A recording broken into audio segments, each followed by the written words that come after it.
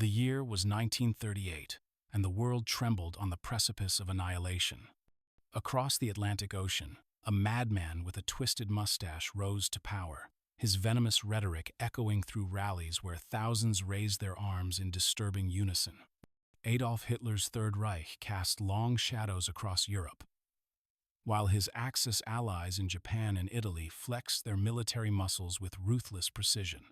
The storm clouds of war were gathering, darker and more ominous than any conflict humanity had ever witnessed. In the sprawling metropolis of New York City, newspaper headlines screamed of invasions and atrocities.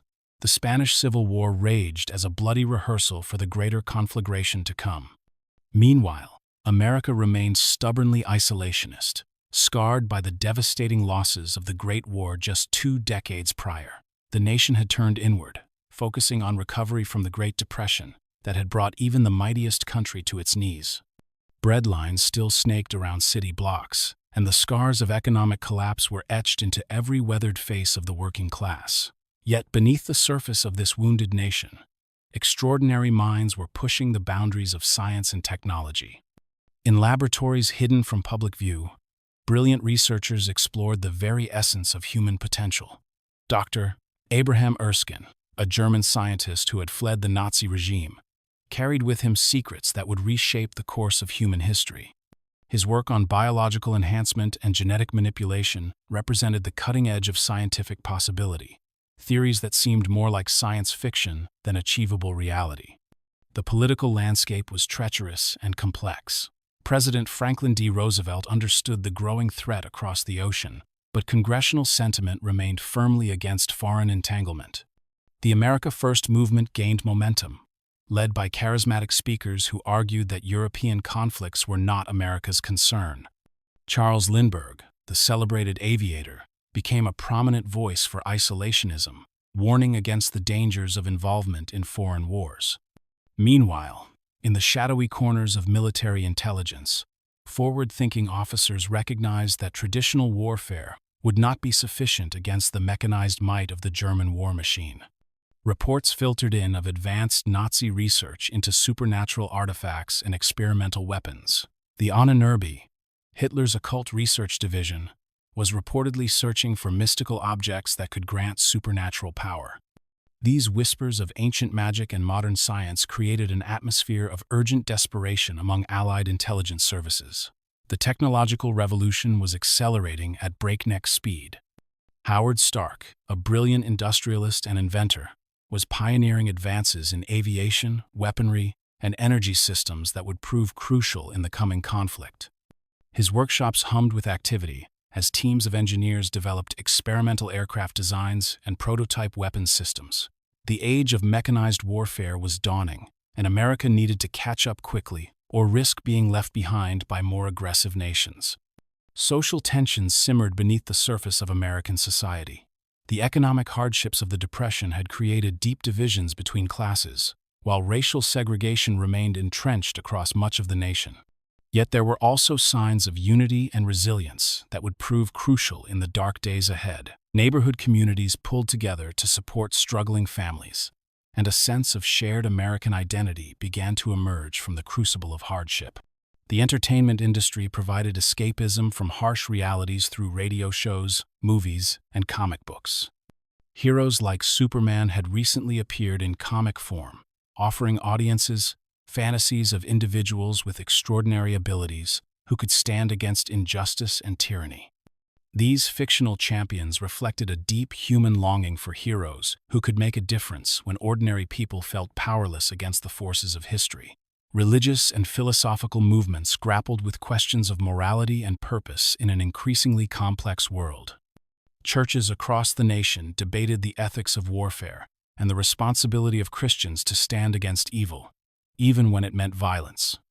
The moral clarity that had once seemed simple was becoming clouded by the realities of modern conflict, where total war threatened to consume entire civilizations. In this crucible of uncertainty and change, the stage was being set for the emergence of something unprecedented in human history. The convergence of scientific breakthrough, military necessity, and moral imperative would soon give birth to a symbol that would transcend nationality and inspire generations. But first, the world would need to find the right man to carry such an enormous burden, a man whose courage and character could withstand the transformative power that science was preparing to unleash. The winds of war grew stronger with each passing month, and America's time of innocence was rapidly drawing to a close. Soon, the nation would be forced to choose between the safety of isolation and the dangerous path of heroism. And in the borough of Brooklyn, a frail young man with an unbreakable spirit was about to step forward and change the course of human history forever. In the working-class neighborhood of Brooklyn Heights, where tenement buildings cast long shadows over narrow streets and the smell of fresh bread mingled with industrial smoke, a boy named Steve Rogers learned his first lessons about standing up to bullies. Born on July 4, 1918 Independence Day, as his mother Sarah would proudly remind him, Steve entered the world during one of America's most challenging periods. The Great War was still raging, and his father Joseph had already shipped overseas with the 107th Infantry Regiment, leaving Sarah to raise their son alone in a cramped apartment above McGillicuddy's pub. Tragedy struck early in Steve's life when word came that Joseph Rogers had fallen to mustard gas in the trenches of France. The official telegram arrived on a rain-soaked Tuesday morning, and 8-year-old Steve watched his mother collapse onto their kitchen floor, her dreams of reunion shattered forever. From that moment forward, Sarah Rogers became both mother and father to her son, working double shifts as a nurse at St. Mary's Hospital to keep their small family afloat. The loss instilled in Steve an early understanding of sacrifice and duty that would shape his character for the rest of his life. Steve's childhood was marked by constant illness and physical frailty. Chronic asthma attacks left him gasping for breath in the middle of the night, while a weak heart meant that running up a flight of stairs could leave him dizzy and exhausted. His small stature made him an easy target for neighborhood bullies who roamed the streets looking for weak prey.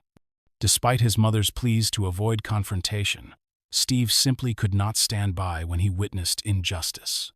Whether it was defending a stray dog from cruel children or standing between a bully and his intended victim, Steve Rogers possessed an unshakable moral compass that refused to be swayed by fear or self-preservation. It was in the autumn of 1924 that Steve first encountered James Buchanan Barnes, a meeting that would forge one of the most significant friendships in American history. Bucky, as he was known to everyone in the neighborhood, was everything that Steve was not: tall, athletic, confident, and popular with both boys and girls. He had thick, dark hair, piercing blue eyes, and a charming smile that could disarm even the strictest teachers. Where Steve struggled with every physical challenge, Bucky excelled at baseball, boxing, and any sport that required coordination and strength. Their friendship began when Steve attempted to stop 3 older boys from tormenting a homeless veteran who sat outside Goldstein's Delicatessen. The boys were throwing stones and shouting cruel names, calling the man a coward and a beggar. Steve, barely 10 years old, and weighing perhaps 70 pounds soaking wet, stepped between the tormentors and their victim. "That's enough," he declared in his thin voice, his small fists raised in defiance. The bullies laughed and prepared to beat him senseless when Bucky Barnes appeared like an avenging angel, his own fists ready for action. 3 against 1? Bucky asked with a dangerous grin. Those don't seem like fair odds. Within moments, the bullies were running down the street, nursing bruised faces and wounded pride. Bucky helped Steve to his feet, brushing dirt from his worn clothing. "You've got guts, Rogers," he said with genuine admiration. "Maybe not much sense, but definitely guts." From that day forward, they were inseparable. Bucky became Steve's protector, but more importantly, he never tried to change Steve's fundamental nature. He understood that his friend's courage came from somewhere deeper than physical strength, and he respected the moral conviction that drove Steve to stand against injustice regardless of personal cost. Together, they explored every corner of Brooklyn, from the bustling docks where immigrant families arrived seeking new lives, to the quiet corners of Prospect Park, where they would spend hours talking about their dreams and fears. Sarah Rogers adored Bucky, seeing in him the older brother her son needed. She would invite him for dinner whenever their meager budget allowed, and Bucky would regale them with stories and jokes that brought laughter to their modest home. He possessed a natural ability to lift spirits and find hope in even the darkest circumstances, a gift that would prove invaluable in the trials that lay ahead. As they grew into teenagers, the contrast between the two friends became even more pronounced. Bucky attracted attention from girls throughout the neighborhood, while Steve remained awkward and shy around the opposite sex. Bucky excelled in school athletics and was recruited for the boxing team, while Steve struggled to complete basic physical education requirements without suffering an asthma attack. Yet their friendship only grew stronger, built on mutual respect and genuine affection that transcended superficial differences. Steve's artistic talents began to emerge during his teenage years. He possessed a keen eye for detail and could capture the essence of a person or place with just a few pencil strokes. His sketch pads were filled with drawings of neighborhood characters, from the elderly immigrant woman who sold flowers on street corners to the battle-scarred veterans who gathered in local bars to share their memories. Through his art, Steve developed an even deeper appreciation for the dignity and worth of every individual, regardless of their station in life. The Great Depression hit the Rogers household particularly hard. Sarah's hours at the hospital were reduced, and medical bills from Steve's frequent illnesses consumed most of their limited income. There were days when they survived on little more than bread and soup, but Sarah never complained. She instilled in her son the belief that difficult times revealed character rather than creating it, and that true strength came from persevering with dignity and grace regardless of circumstances. As international tensions escalated throughout the 1930s, both young men followed news of the growing conflict in Europe with intense interest. They read newspaper accounts of Nazi aggression and Japanese expansion with growing alarm, understanding that America's isolation could not last forever. Bucky spoke often of joining the army when he came of age, driven by a desire to serve his country and protect the freedoms that his generation had inherited. Steve shared the same patriotic fervor, but his physical limitations seemed to make military service an impossible dream. The death of Sarah Rogers in 1936 from tuberculosis left Steve utterly alone in the world except for Bucky's unwavering friendship. He held his mother's hand as she passed away in her hospital bed, whispering final words of love and encouragement that would echo in his heart for decades to come. "Promise me," she whispered with her last breath, "that you'll always stand up for what's right, no matter what it costs you." Steve made that promise, and it became the cornerstone of everything he would later become. In the months that followed Sarah's death, Steve's determination to serve his country intensified. He saw military service not just as patriotic duty, but as a way to honor his mother's memory and his father's sacrifice. The frail young man from Brooklyn was about to embark on a journey that would test every aspect of his character and ultimately transform him into something beyond human imagination. But first, he would face a series of rejections that would have broken a lesser spirit. Rejections that only strengthened his resolve to prove that heroism came from the heart rather than the body. Deep within the classified laboratories of the Strategic Scientific Reserve, Dr. Abraham Erskine worked feverishly on equations that could redefine the very limits of human potential. The elderly German scientist, with his wild gray hair and thick accent, carried with him the weight of terrible knowledge he had witnessed firsthand what his research could become in the wrong hands. His escape from Nazi Germany had been harrowing, a desperate flight through war-torn Europe that left him forever changed. The memory of his former assistant, Johann Schmidt, haunted his dreams, a brilliant mind corrupted by ambition and transformed into something monstrous. Erskine's laboratory was a marvel of cutting-edge science, filled with complex machinery that hummed with electrical energy and banks of computers that processed calculations at unprecedented speeds. Howard Stark, the brilliant industrialist and inventor, had provided much of the advanced technology, his own curiosity about human enhancement driving him to fund the most ambitious scientific project in human history. Together, they were attempting to unlock the secrets of human biology and push the boundaries of what a single person could achieve.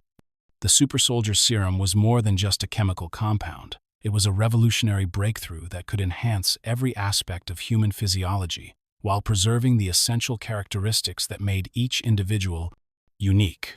Unlike crude genetic experiments that had been conducted by Nazi scientists, Erskine's formula worked in harmony with the subject's existing biology amplifying existing traits rather than replacing them with something artificial. A good man would become better, while an evil man would become more dangerous. A sobering reality that made the selection of test subjects absolutely critical. General Chester Phillips, the gruff military commander overseeing Project Rebirth, had initially been skeptical of Erskine's theories. The general was a practical man who believed in conventional weapons and traditional military tactics, but the desperate nature of the global conflict had forced him to consider unconventional solutions. Reports from the European theater painted a grim picture of Nazi technological superiority, with enemy forces deploying advanced aircraft, powerful tanks, and mysterious energy weapons that defied current understanding of physics.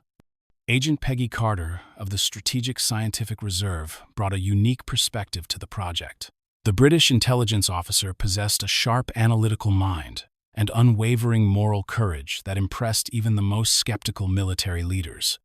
She understood that creating super soldiers was not just about enhancing physical capabilities, but about finding individuals whose character could withstand the immense psychological pressure that such power would inevitably bring. Her role in evaluating potential candidates would prove crucial to the program's ultimate success. The search for suitable test subjects had been extensive and largely disappointing. Dozens of soldiers had volunteered for the program, drawn by promises of enhanced abilities and the chance to serve their country in an unprecedented way. However, most candidates were motivated by personal glory or the desire for power, exactly the wrong reasons for such a momentous transformation. Erskine insisted that the perfect candidate must possess not just physical courage, but moral conviction that would remain unshakable, even when amplified by superhuman abilities. Steve Rogers' first rejection from military service came at a recruitment station in Brooklyn, where a bored medical officer took one look at his slight frame and chronic health conditions before stamping his file with a decisive 4F classification. Undeterred, Steve traveled to a different recruitment office in Manhattan, then another in Queens, each time hoping that different doctors might overlook his obvious physical limitations. His persistence bordered on obsession, driven by a desperate need to serve his country during its greatest hour of need. The fifth rejection came with a warning about falsifying enlistment documents, but Steve's moral conviction prevented him from lying about his identity or medical history. He simply hoped that somewhere, somehow, there would be an officer who could see past his physical limitations to the determination and courage that burned within his heart. His friend Bucky had already enlisted and was preparing for deployment overseas, making Steve's failure to serve feel like a personal betrayal of everything he believed about duty and sacrifice. It was at the Stark Expo of 1942 that fate finally intervened in Steve Rogers' life. The spectacular display of scientific achievement and technological innovation drew crowds from across the country, all eager to witness demonstrations of flying cars, robot servants, and other marvels that promised to reshape human civilization. Howard Stark himself took the stage to present his latest invention, a revolutionary automobile that could hover above the ground using magnetic levitation. When the demonstration suffered a technical malfunction and the car crashed spectacularly, Stark quipped to the audience, "I said it was the future. I didn't say it would work perfectly."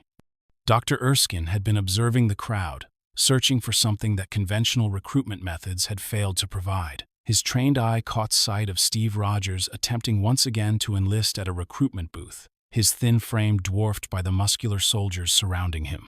But it was not Steve's appearance that caught Erskine's attention, it was his behavior. While other rejected applicants left in frustration or anger, Steve simply asked the recruiting officer if there might be other ways to serve his country. His quiet dignity and persistent hope marked him as someone exceptional. The conversation that followed in a quiet corner of the exhibition hall would change the course of history. Erskine approached Steve with the demeanor of a kindly grandfather, asking probing questions about motivation and moral philosophy that went far deeper than standard military interviews. "Do you want to kill Nazis?" Erskine asked pointedly. Steve's response revealed the depth of his character. "I don't want to kill anyone. I don't like bullies. I don't care where they're from." That answer sealed Steve's fate. Erskine had found his perfect candidate, not a warrior seeking glory, but a protector driven by compassion and justice. The doctor's recommendation overruled General Phillips' skepticism and Agent Carter's initial doubts about Steve's physical capabilities. Within days, Steve Rogers was transported to a classified facility where he would undergo the most transformative experience in human history. The final preparations for the super soldier procedure were meticulous and nerve-wracking. Steve underwent extensive medical examinations that revealed the full extent of his physical limitations: chronic asthma, heart arrhythmia, high blood pressure, and a dozen other conditions that would have disqualified him from any normal military service. Yet Erskine saw these challenges as advantages rather than obstacles. They had forged a character of remarkable resilience and determination. On the morning of the transformation, Steve lay on a specialized table surrounded by complex machinery and monitoring equipment. Howard Stark had designed Vita ray chambers that would help his body absorb and integrate the super soldier serum, while teams of scientists monitored every aspect of his vital signs. The serum itself glowed with an otherworldly blue light, contained in multiple injection devices that would deliver the revolutionary formula directly into his bloodstream. "The serum amplifies everything that is inside," Erskine explained one final time as preparations neared completion. "So good becomes great, bad becomes worse. This is why you were chosen. Because the strong man who has known power all his life may lose respect for that power, but a weak man knows the value of strength and knows compassion." The transformation began with agonizing pain as Steve's body began to reshape itself at the cellular level. His muscles expanded, his bones strengthened, and every system in his body operated with newfound efficiency and power. The process was excruciating, with Steve's screams echoing through the laboratory as his body underwent changes that should have been impossible. But even in his agony, he never asked for the procedure to stop. His determination to complete the transformation remained unbreakable. Tragedy struck at the moment of triumph. Heinz Kruger, a HYDRA agent who had infiltrated the project, revealed his true allegiances by detonating an explosive device and assassinating Dr. Erskine in cold blood. The elderly scientist's final act was to point at Steve's heart, reminding him that his inner character mattered more than his newfound physical abilities. Kruger's escape with the remaining serum samples meant that Steve Rogers would be the first and last successful super soldier, a unique being carrying the hopes and dreams of an entire nation. The newly transformed Steve Rogers emerged from the Vita ray chamber as a perfect specimen of human physical achievement. His frail frame had been replaced by a powerful physique that represented the absolute peak of human potential. But more importantly, his core personality remained unchanged. He was still the same compassionate young man from Brooklyn who couldn't stand to see bullies harm innocent people. The combination of superhuman abilities and unwavering moral conviction created something unprecedented in human history, a living symbol of everything America aspired to become. The transformation of Steve Rogers from a frail young man into a super soldier represented just the beginning of his journey toward becoming a symbol that would inspire millions. In the weeks following his physical enhancement, military officials and government leaders grappled with how to utilize this unprecedented asset. The death of Dr. Erskine meant that Steve would remain unique. There would be no army of super soldiers marching across European battlefields. Instead, they possessed a single individual whose capabilities exceeded human limitations, but whose true value remained uncertain. Senator Brandt, a shrewd politician with an eye for public relations, saw in Steve Rogers an opportunity to boost home front morale and sell war bonds to fund the massive military expansion America desperately needed. The senator's vision was not of Steve Rogers the soldier, but of Captain America, the symbol, a living embodiment of American values and determination that could inspire citizens to make the sacrifices necessary for victory. The iconic costume design emerged from this political calculation, combining patriotic imagery with practical considerations for public appearances. The shield that would become Captain America's most recognizable attribute was Howard Stark's masterpiece of metallurgical engineering. Forged from an experimental vibranium steel alloy, the circular shield represented both defensive protection and offensive capability. Its aerodynamic properties made it an effective thrown weapon, while its virtually indestructible composition could absorb tremendous impacts without transferring force to its wielder.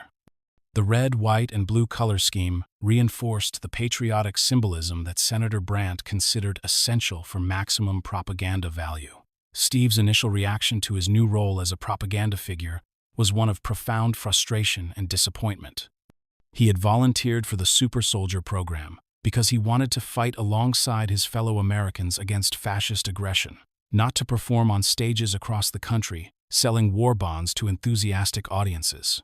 The choreographed shows felt like a betrayal of everything he believed about service and sacrifice, reducing his enhanced abilities to mere entertainment for crowds who would never face the dangers that American soldiers confronted daily.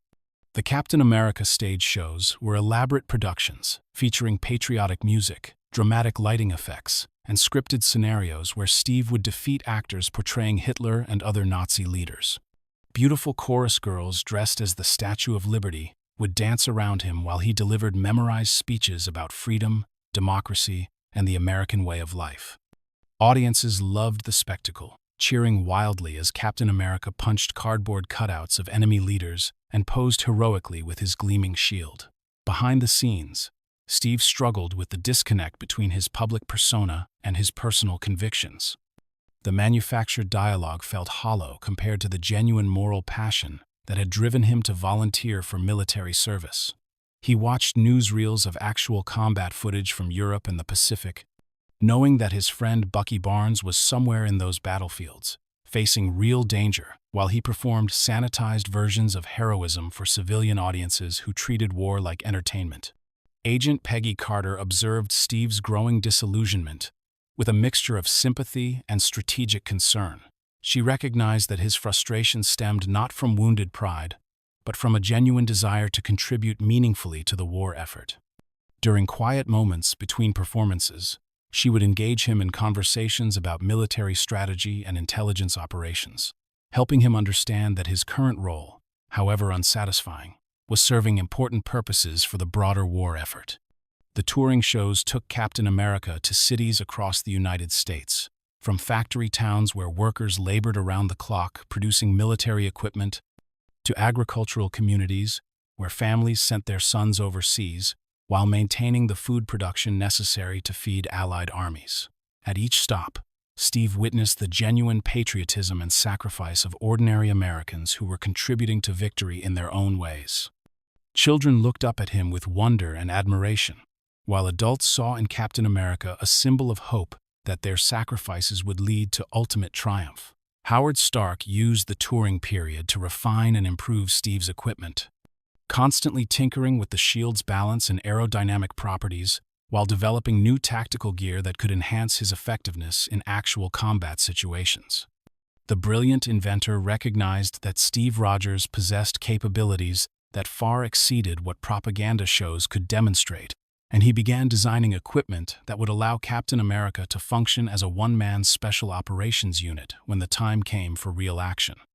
The comic books that emerged from the Captain America phenomenon captured the public imagination in ways that even exceeded the live performances. Publishers worked with military consultants to create stories that portrayed Captain America fighting actual battles against Nazi forces, giving readers vicarious experiences of heroic combat that the real Steve Rogers had not yet been allowed to pursue.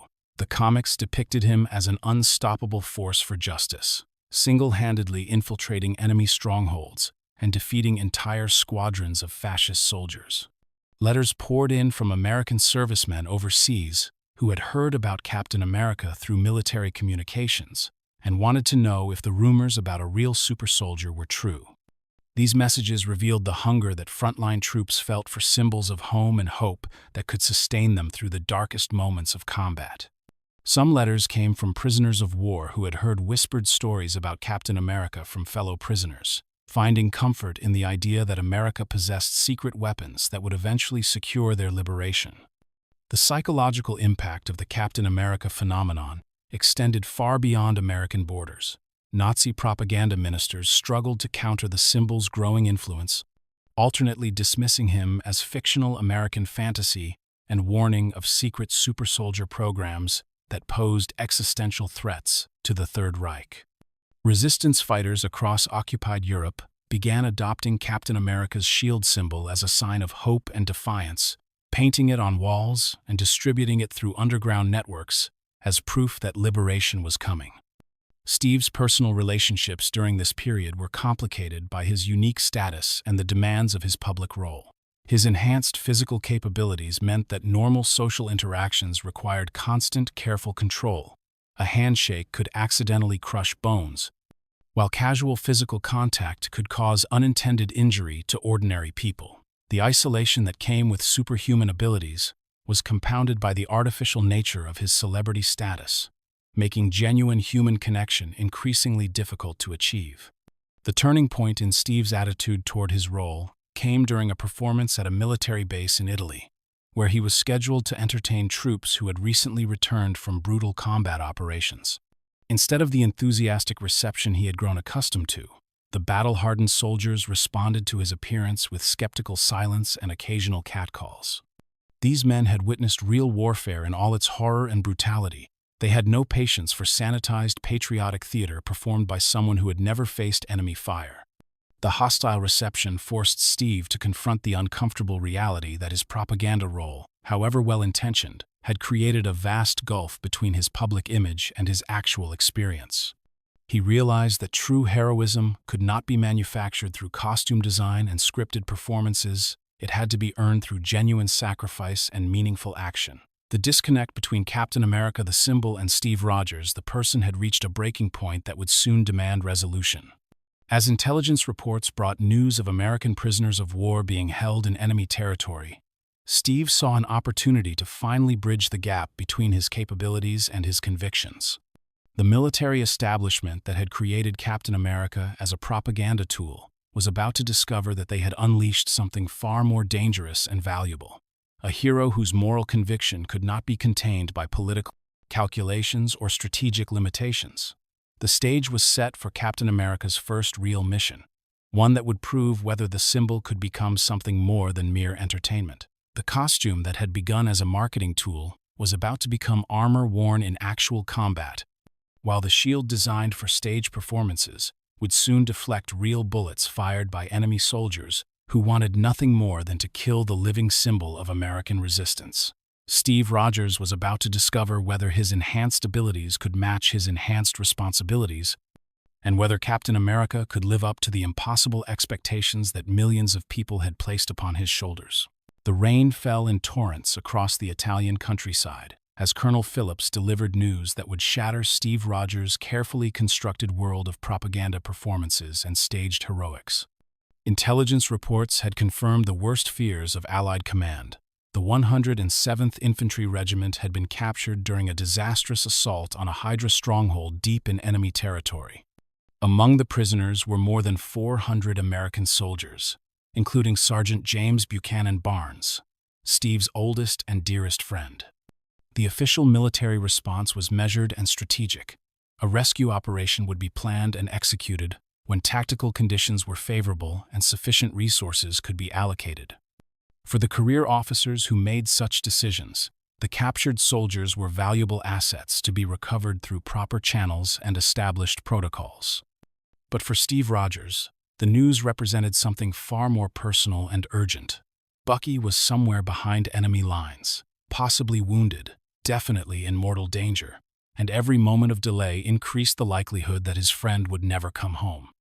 Agent Peggy Carter found Steve studying intelligence maps in the abandoned theater, where he had just finished another morale-boosting performance for weary soldiers. The elaborate stage props and patriotic banners seemed suddenly hollow and meaningless when measured against the reality of American prisoners suffering in Nazi camps. Steve's enhanced senses allowed him to hear conversations from across the base, and he had overheard officers discussing the slim chances of mounting a successful rescue operation before the prisoners were transferred to permanent camps deeper in enemy territory. "You're going after him, aren't you?" Peggy asked, though her tone suggested she already knew the answer. Steve's jaw was set with the same determination she had observed during his transformation in Dr. Erskine's laboratory, an unshakable resolve that neither reason nor authority could deflect. The 107th was captured in a mountainous region, controlled by HYDRA forces. She continued, spreading detailed reconnaissance photos across a nearby table. The terrain is treacherous, the enemy presence is overwhelming, and you'd be operating completely alone behind enemy lines. Steve studied the photographs with intense concentration, his enhanced mental capabilities allowing him to process tactical information at unprecedented speeds. The HYDRA facility appeared to be carved directly into the mountainside, with multiple levels of fortification and defensive positions that would challenge even a full battalion of experienced soldiers. Guard towers overlooked every approach route, while searchlights swept the surrounding terrain in overlapping patterns that would make infiltration nearly impossible for ordinary forces. "I can't just sit here performing for audiences while Bucky and those other men are suffering in a Nazi prison camp," Steve replied, his voice carrying a quiet intensity that made Peggy recognize the futility of attempting to dissuade him. "I have these abilities for a reason, and it's not to sell war bonds or pose for photographs. If there's even a chance that I can get them out, then I have to try." Howard Stark materialized from the shadows of the theater, carrying a leather satchel filled with experimental equipment he had been developing for covert operations. The brilliant inventor had been monitoring Steve's conversations through concealed recording devices, and he understood that Captain America was about to embark on his first real mission, whether military command approved or not. "If you're determined to do this," Stark said with characteristic pragmatism, "then you're going to need better equipment than a shield and a stage costume." The preparations that followed were conducted in absolute secrecy, with Peggy using her intelligence connections to obtain detailed information about the HYDRA facility, while Stark modified Steve's gear for actual combat operations. The iconic costume was reinforced with lightweight armor plating that could deflect small arms fire without restricting movement, while the shield's balance was fine-tuned for maximum aerodynamic efficiency during thrown attacks. Additional equipment included specialized climbing gear, explosive charges, and a communication device that would allow coordination with any Allied forces in the region. Peggy's role in facilitating the mission went far beyond providing intelligence. She arranged for a covert insertion aircraft that could deliver Steve to within striking distance of the enemy facility.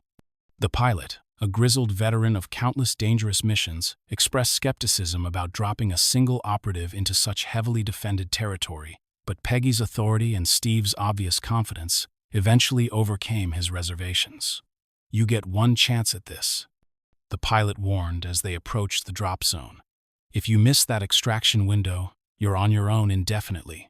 The parachute descent through mountain fog and enemy searchlights represented Steve's baptism by fire as a combat operative. His enhanced reflexes and strength allowed him to navigate obstacles that would have killed ordinary paratroopers, while his heightened senses helped him avoid detection by ground patrols searching for infiltrators. The landing was rough but successful, leaving him alone in hostile territory with nothing but his enhanced abilities and unshakable determination to guide him through the challenges ahead. The approach to the HYDRA facility required hours of careful movement through treacherous mountain terrain, with Steve using every bit of tactical knowledge he had absorbed during his military training. Enhanced hearing allowed him to detect guard patrols from enormous distances, while his improved night vision made navigation possible, even in nearly complete darkness. The facility itself was even more imposing than intelligence photographs, had suggested a massive complex of steel and concrete that seemed to grow directly from the mountain itself. Steve's first encounter with HYDRA forces revealed the technological superiority that made the organization so dangerous to Allied operations. The guards were equipped with advanced energy weapons that fired blue plasma bolts instead of conventional ammunition, while their uniforms incorporated protective elements that made them more resilient than ordinary soldiers. The tactical challenge was unprecedented. Steve needed to neutralize enemies quickly and silently, while avoiding the advanced detection systems that monitored every approach to the prison compound. The infiltration sequence that followed showcased the full potential of the super soldier serum in actual combat conditions. Steve moved through the facility like a ghost, using his enhanced strength to bend metal barriers and his improved agility to navigate ventilation systems that would have been impossible for normal humans to traverse. When stealth was no longer possible, his shield became both defensive protection and offensive weapon, deflecting energy blasts while striking targets with pinpoint accuracy that left enemies unconscious rather than dead whenever possible. The prison complex itself was a nightmare of human suffering and Nazi cruelty. Hundreds of Allied prisoners were held in cramped cells, designed to break both body and spirit, while HYDRA scientists conducted brutal experiments on selected subjects, using technologies that seemed to blur the line between science and dark magic. Steve's enhanced senses were overwhelmed by the sounds and smells of human misery, fueling a righteous anger that made his movements even more precise and devastating. Finding Bucky required searching through multiple cell blocks while avoiding increasingly desperate security responses from HYDRA forces, who were beginning to understand that their supposedly impregnable facility had been compromised by a single intruder. When Steve finally located his oldest friend, Bucky was barely conscious and showed signs of having endured both physical torture and psychological manipulation. The reunion was emotional, but brief escape would require moving quickly, before reinforcements could seal off all possible exit routes. The liberation of the other prisoners created a tactical nightmare that tested every aspect of Steve's enhanced capabilities. Hundreds of weakened men needed to be guided through enemy territory, while HYDRA forces mounted increasingly coordinated attempts to recapture them. Steve found himself serving simultaneously as scout, rearguard, and tactical coordinator, using his shield to deflect enemy fire, while his enhanced stamina allowed him to maintain peak performance throughout the extended running battle. The fighting withdrawal from the HYDRA facility showcased Steve's emerging tactical genius and his ability to inspire ordinary soldiers to achieve extraordinary feats. The freed prisoners, despite their weakened condition, fought with desperate courage under his leadership, using captured enemy weapons and improvised tactics to hold off pursuing forces. Steve's presence seemed to transform them from broken victims into determined warriors, proving that Captain America's true power lay not just in his enhanced abilities, but in his capacity to inspire others to transcend their limitations. The final escape sequence involved a harrowing chase across mountain terrain as HYDRA aircraft strafed the fleeing Americans with energy weapons that left glowing craters in the rocky ground. Steve's shield proved invaluable in deflecting aerial attacks, while his enhanced physical capabilities allowed him to carry wounded soldiers who could not keep pace with the group. The extraction point seemed impossibly distant, as enemy forces closed in from multiple directions, but Steve's unshakable determination infected the entire group with a refusal to surrender that carried them through to safety. The return to Allied lines marked Steve Rogers' transformation from propaganda symbol to genuine war hero.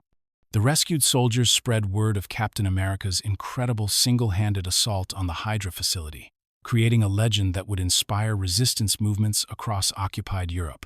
Military command was forced to acknowledge that they possessed an asset whose capabilities far exceeded anything they had previously imagined. Steve Rogers was not just a super soldier, but a force multiplier who could accomplish missions that entire battalions could not complete.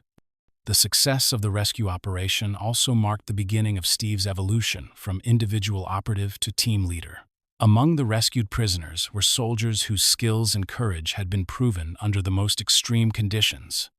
Men who would become the core of an elite unit that would carry the fight directly to HYDRA's most dangerous operations.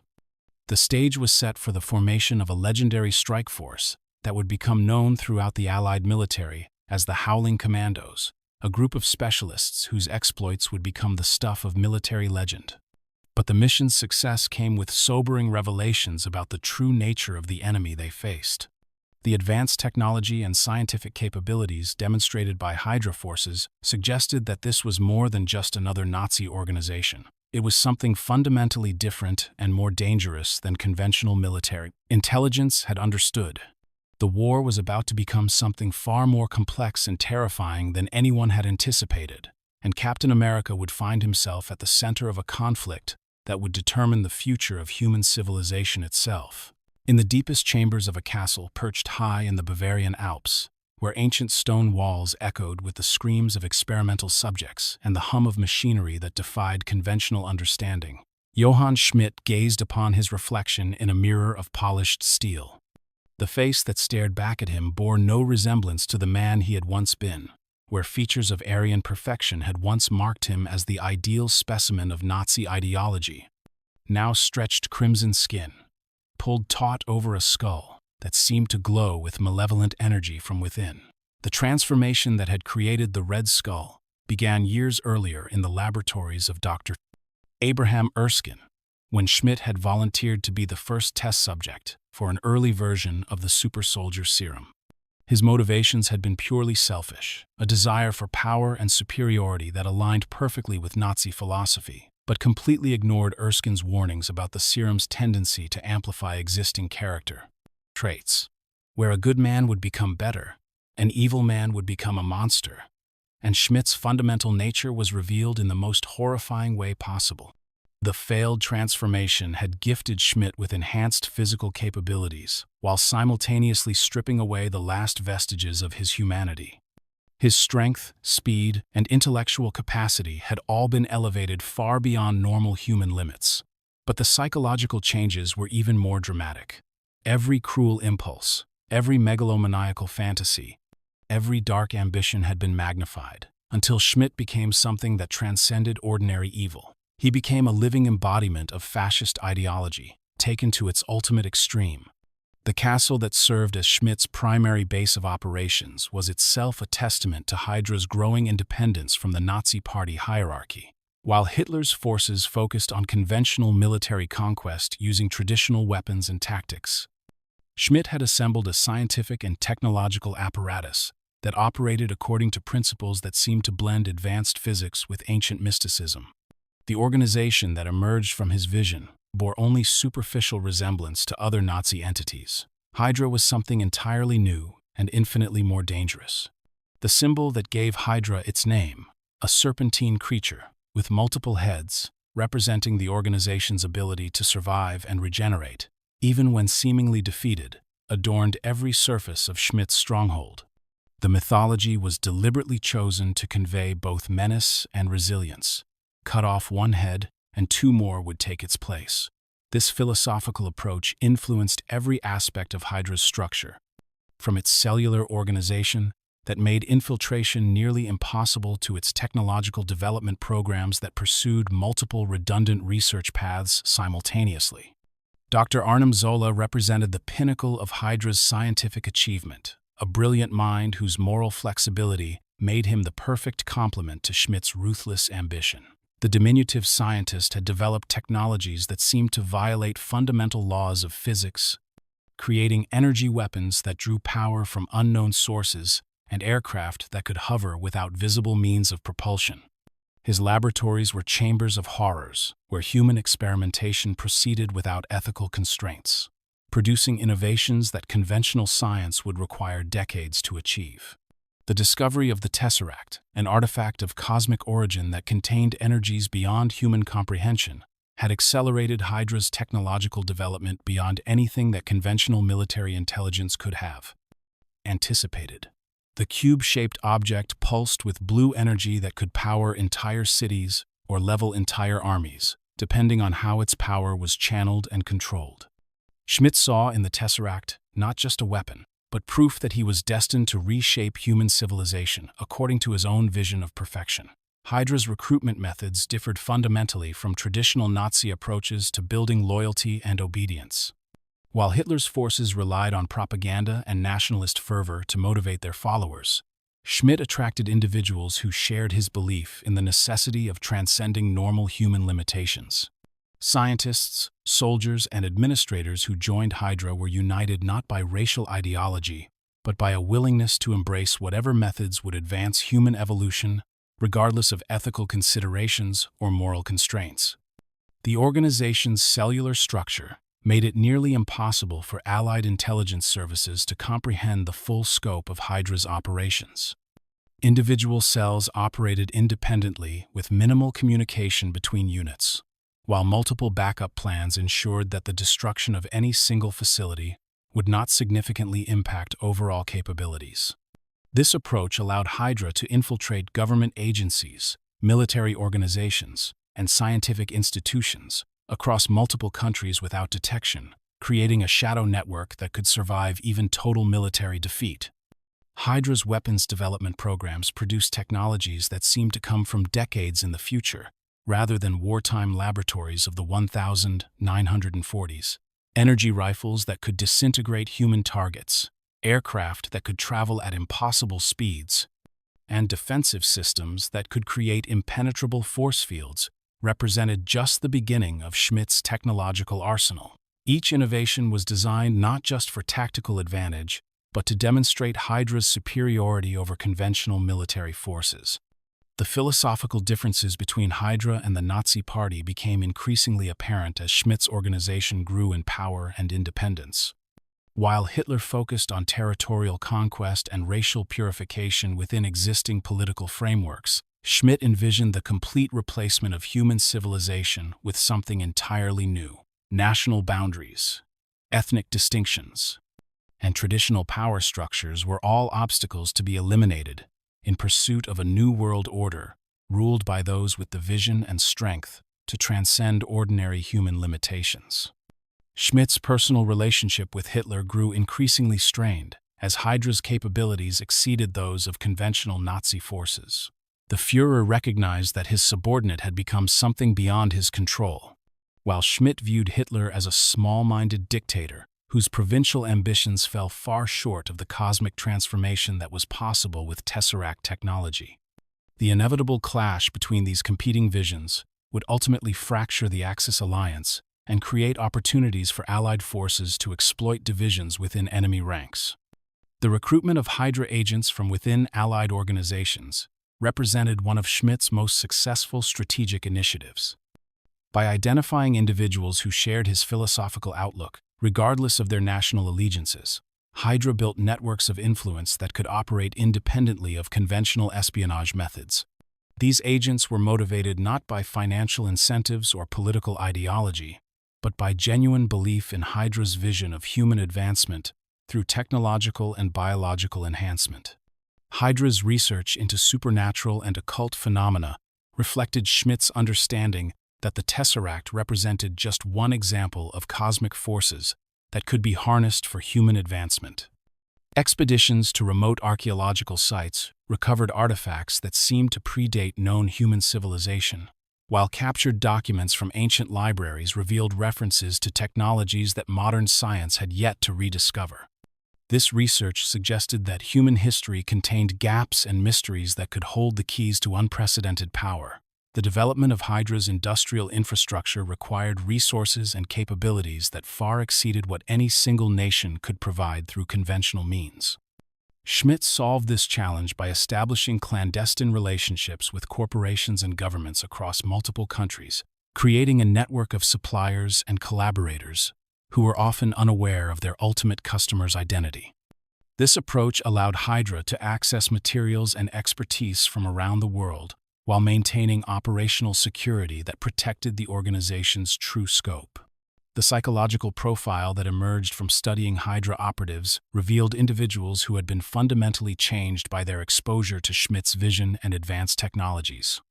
Unlike conventional soldiers who fought for country or ideology, HYDRA agents displayed fanatical loyalty to the organization itself and its mission of human advancement. This transformation went beyond simple indoctrination. It represented a fundamental alteration of personality and motivation that made captured agents nearly impossible to interrogate or turn. The strategic implications of HYDRA's growing power became clear to perceptive Allied intelligence officers, who recognized that they were facing something far more dangerous than another Nazi organization.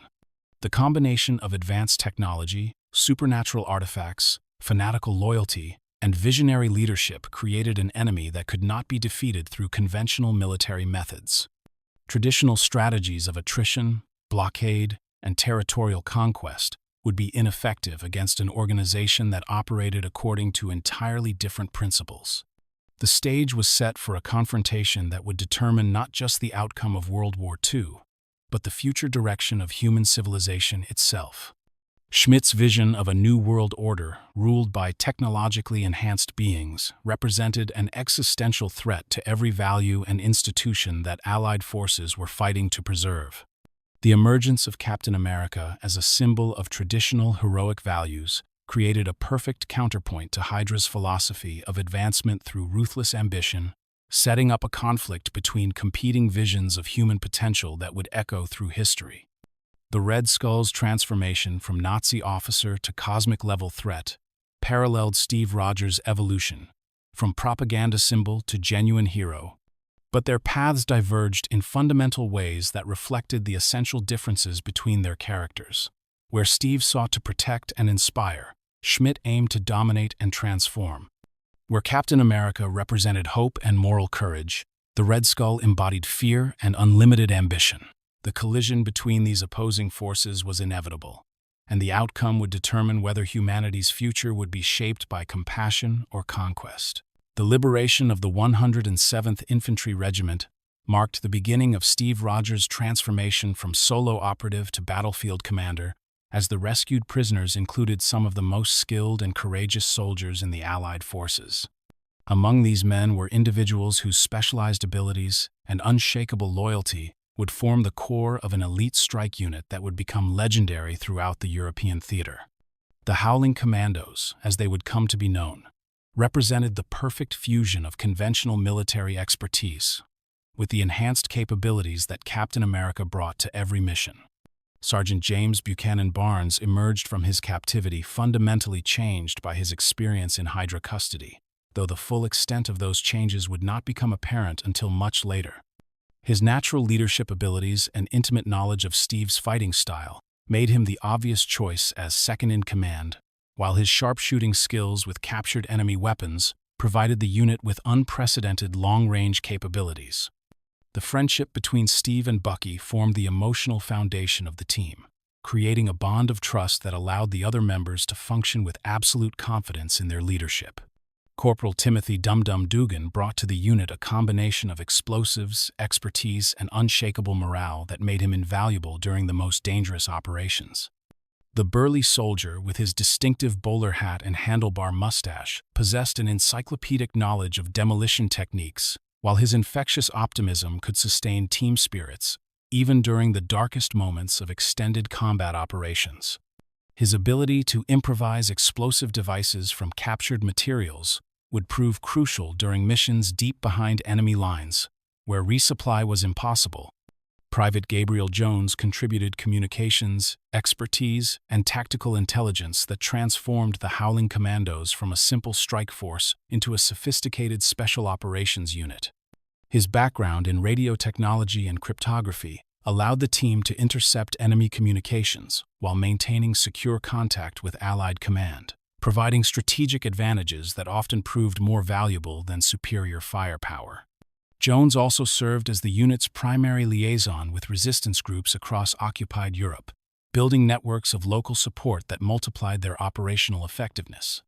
The inclusion of James Montgomery Falsworth brought aristocratic bearing and commando training that reflected the British military's long experience with unconventional warfare.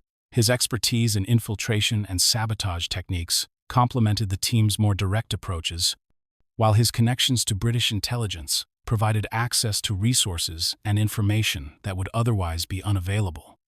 Falsworth's unflappable demeanor under fire earned him the respect of his American colleagues, while his dry wit provided moments of levity during extended operations. Jacques Dernier represented the French resistance's contribution to the team, bringing intimate knowledge of occupied territory, along with specialized skills in assassination and guerrilla warfare. His ability to blend into civilian populations made him invaluable for reconnaissance missions, while his network of contacts throughout France provided safe houses and supply caches that extended the team's operational range far beyond what conventional logistics could support. Dernier's personal motivation for fighting HYDRA was intensely personal. His family had been among the early victims of their experimental programs. Jim Morita's inclusion brought Asian American representation to the unit, along with specialized skills in engineering and mechanical systems that proved invaluable when dealing with captured HYDRA technology. His ability to reverse engineer enemy equipment allowed the team to turn advanced weapons against their creators, while his mechanical expertise kept captured vehicles and aircraft operational during extended missions. Morita's presence also served as a powerful symbol of American diversity and inclusion that countered Nazi racial ideology. The team's first official mission as the Howling Commandos involved a coordinated assault on a HYDRA weapons facility hidden in the forests of occupied Czechoslovakia. Intelligence reports indicated that the facility was producing a new generation of energy weapons that could shift the balance of power on the Eastern Front, making its destruction a priority for Allied command. The mission would require infiltrating heavily defended territory, neutralizing advanced security systems, and destroying targets while avoiding civilian casualties in nearby villages. The approach to the target required 3 days of movement through hostile territory, with the team using their combined skills to avoid detection by regular Wehrmacht patrols and HYDRA security forces. Steve's enhanced senses served as an early warning system, while Bucky's marksmanship eliminated sentries with silent precision that left no evidence of their passage.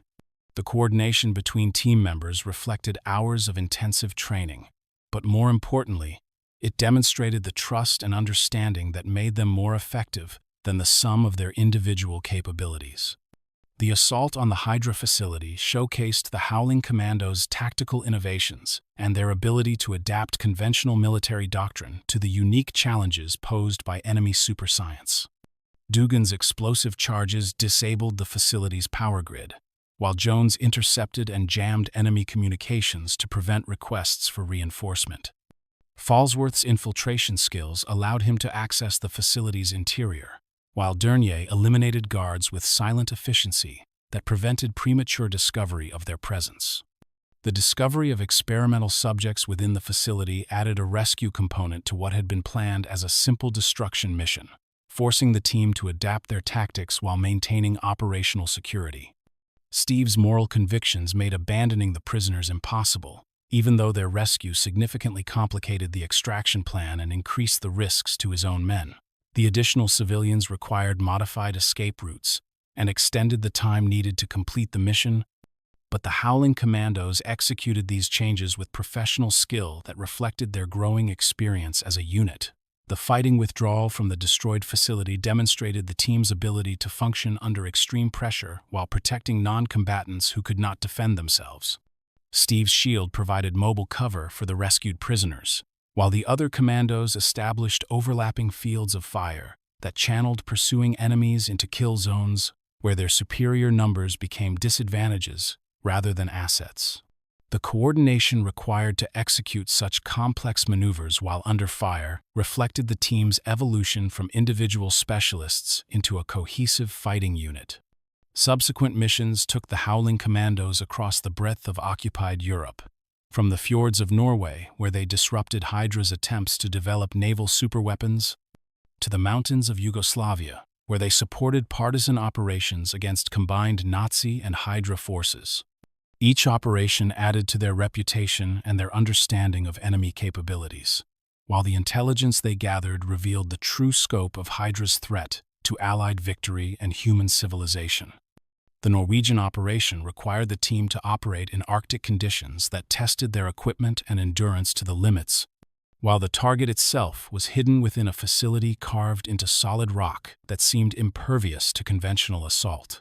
Steve's enhanced strength proved crucial in accessing the installation, while the team's combined expertise in mountaineering and cold weather operations allowed them to maintain effectiveness despite brutal environmental conditions. The destruction of HYDRA's prototype submarines prevented the deployment of weapons that could have made Allied naval operations impossible. The Yugoslav mission involved close cooperation with local resistance fighters, whose knowledge of terrain and enemy movements was essential for mission success, but whose amateur status created coordination challenges that required careful management. Steve's leadership abilities proved crucial in building trust between professional soldiers and irregular fighters, while his moral authority helped resolve disputes that could have compromised operational security.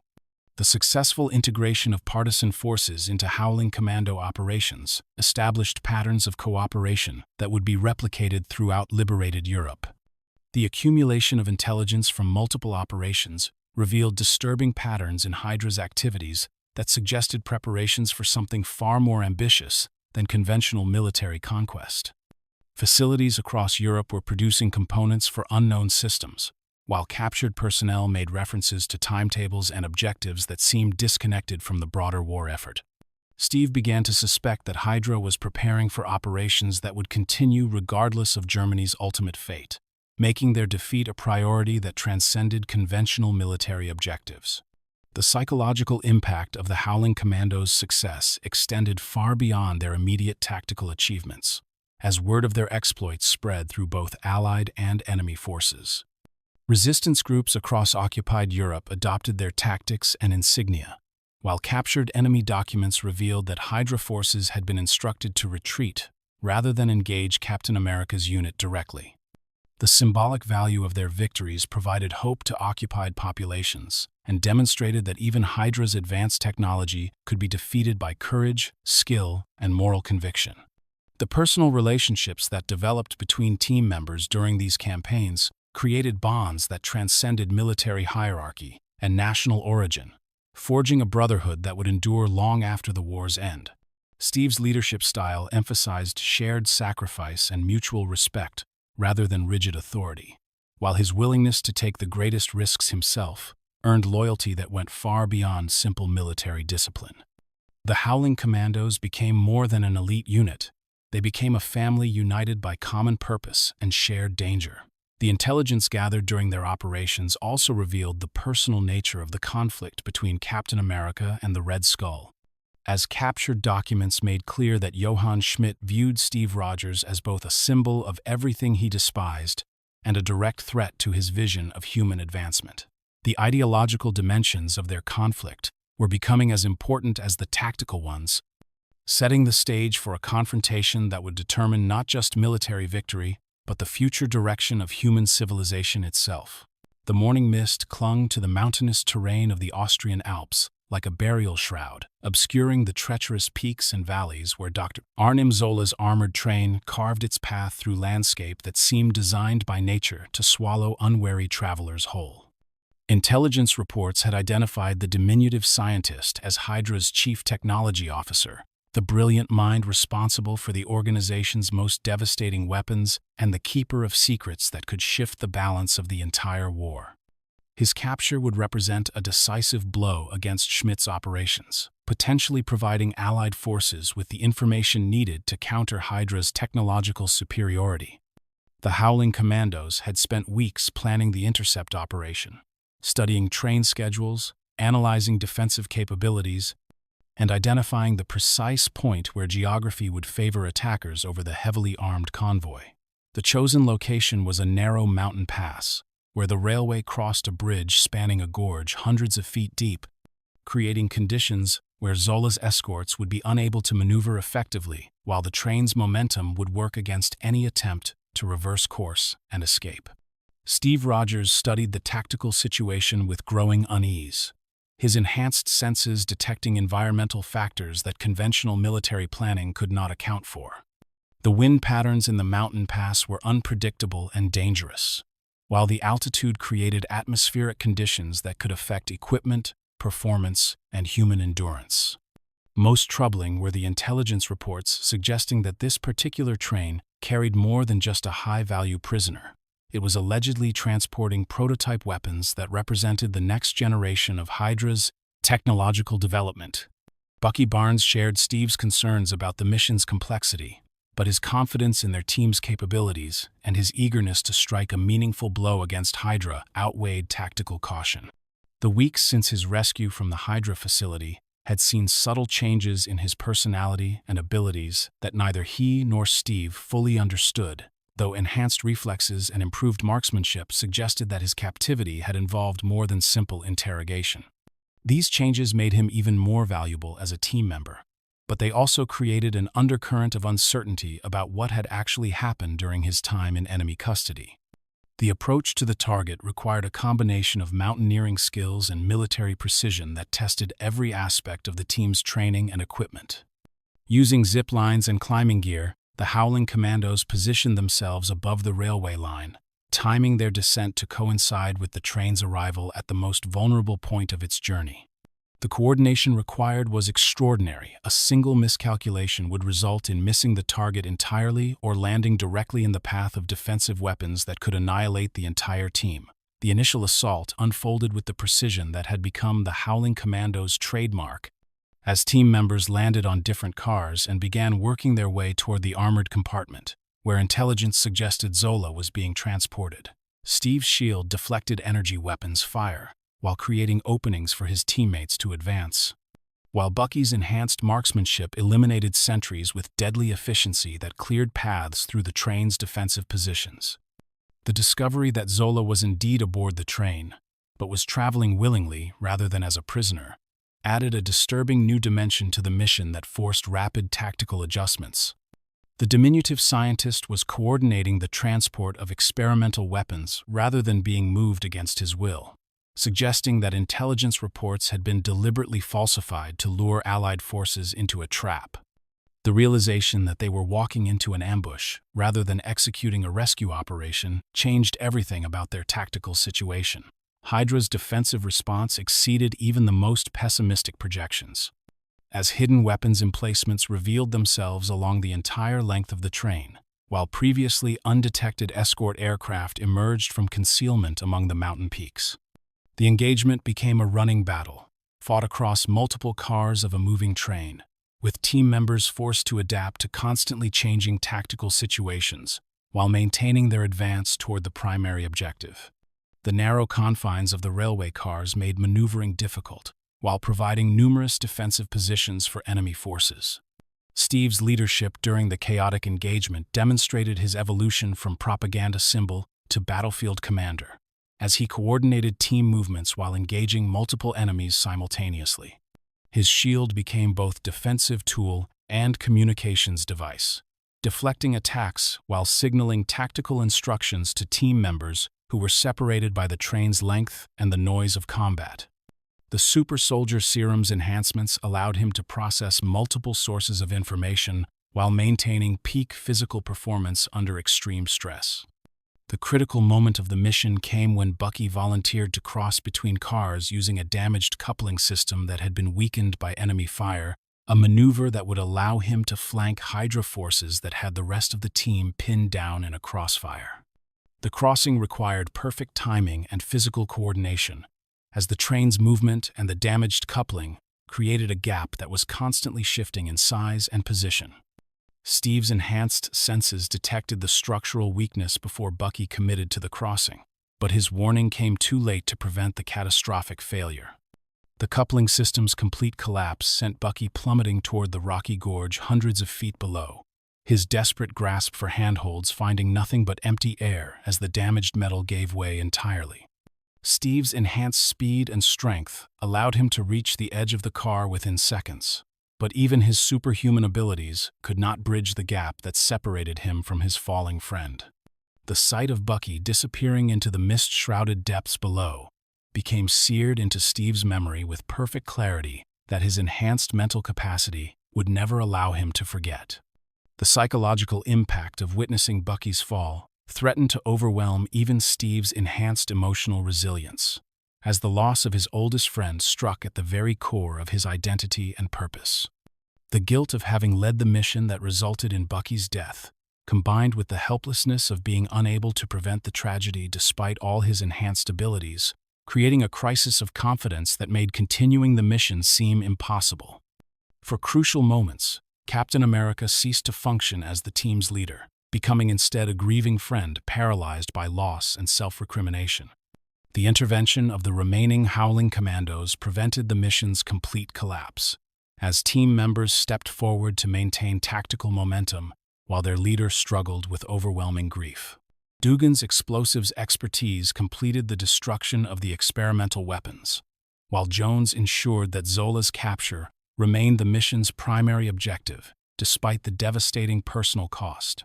Their professional competence and loyalty to both Steve and Bucky's memory allowed the operation to achieve its strategic goals even in the face of catastrophic loss. The capture of Dr. Zola provided intelligence that confirmed many of the Howling Commandos' worst fears about HYDRA's capabilities and objectives, but the information came at a price that seemed to negate any strategic advantages gained. Zola's smugly superior attitude during interrogation suggested that Bucky's death had been anticipated if not actually planned, making the entire operation feel like a carefully orchestrated trap designed to inflict maximum psychological damage on Captain America. The scientists' casual references to experiments conducted on captured Allied personnel added an additional layer of horror to an already traumatic situation. The return journey to Allied lines became a funeral march for the surviving Howling Commandos, as they grappled with the loss of a team member who had become family during their shared dangers and triumphs. Steve's enhanced hearing allowed him to detect his teammates' whispered conversations about his emotional state and their concerns about his ability to continue leading them effectively. The weight of command had always been heavy, but the responsibility for Bucky's death threatened to crush even his superhuman resolve. The official military debriefing that followed their return focused on tactical lessons learned and intelligence gathered, but the human cost of the mission overshadowed any strategic advantages gained. Steve's report was clinically accurate, but emotionally hollow, reflecting his struggle to process grief while maintaining the professional demeanor expected of a commanding officer. The commendations awarded to the team for their success felt hollow when measured against the empty bunk that had belonged to Bucky Barnes. The psychological transformation that began with Bucky's death would ultimately reshape Steve Rogers' approach to leadership and his understanding of the costs associated with moral conviction. The cheerful optimism that had characterized his early months as Captain America gave way to a grimmer determination that accepted personal loss as an inevitable consequence of fighting evil. The boy from Brooklyn, who had wanted nothing more than to stand up to bullies, began to understand that heroism sometimes required sacrifices that could break even the strongest heart. The intelligence provided by Zola's interrogation revealed that HYDRA's operations were approaching a critical phase that would determine the outcome of the entire war, but Steve's personal investment in stopping Schmidt had become something darker and more complex than simple military duty. The Red Skull had made the conflict personal by targeting Bucky, transforming what had been an ideological struggle between competing visions of human potential into a personal vendetta that would drive Steve Rogers toward a final confrontation with forces that threatened everything he held dear. The empty space where Bucky Barnes had once stood became a constant reminder of the price that heroism demanded, while the knowledge that his oldest friend had died calling his name echoed through Steve's enhanced memory with perfect, torturous clarity.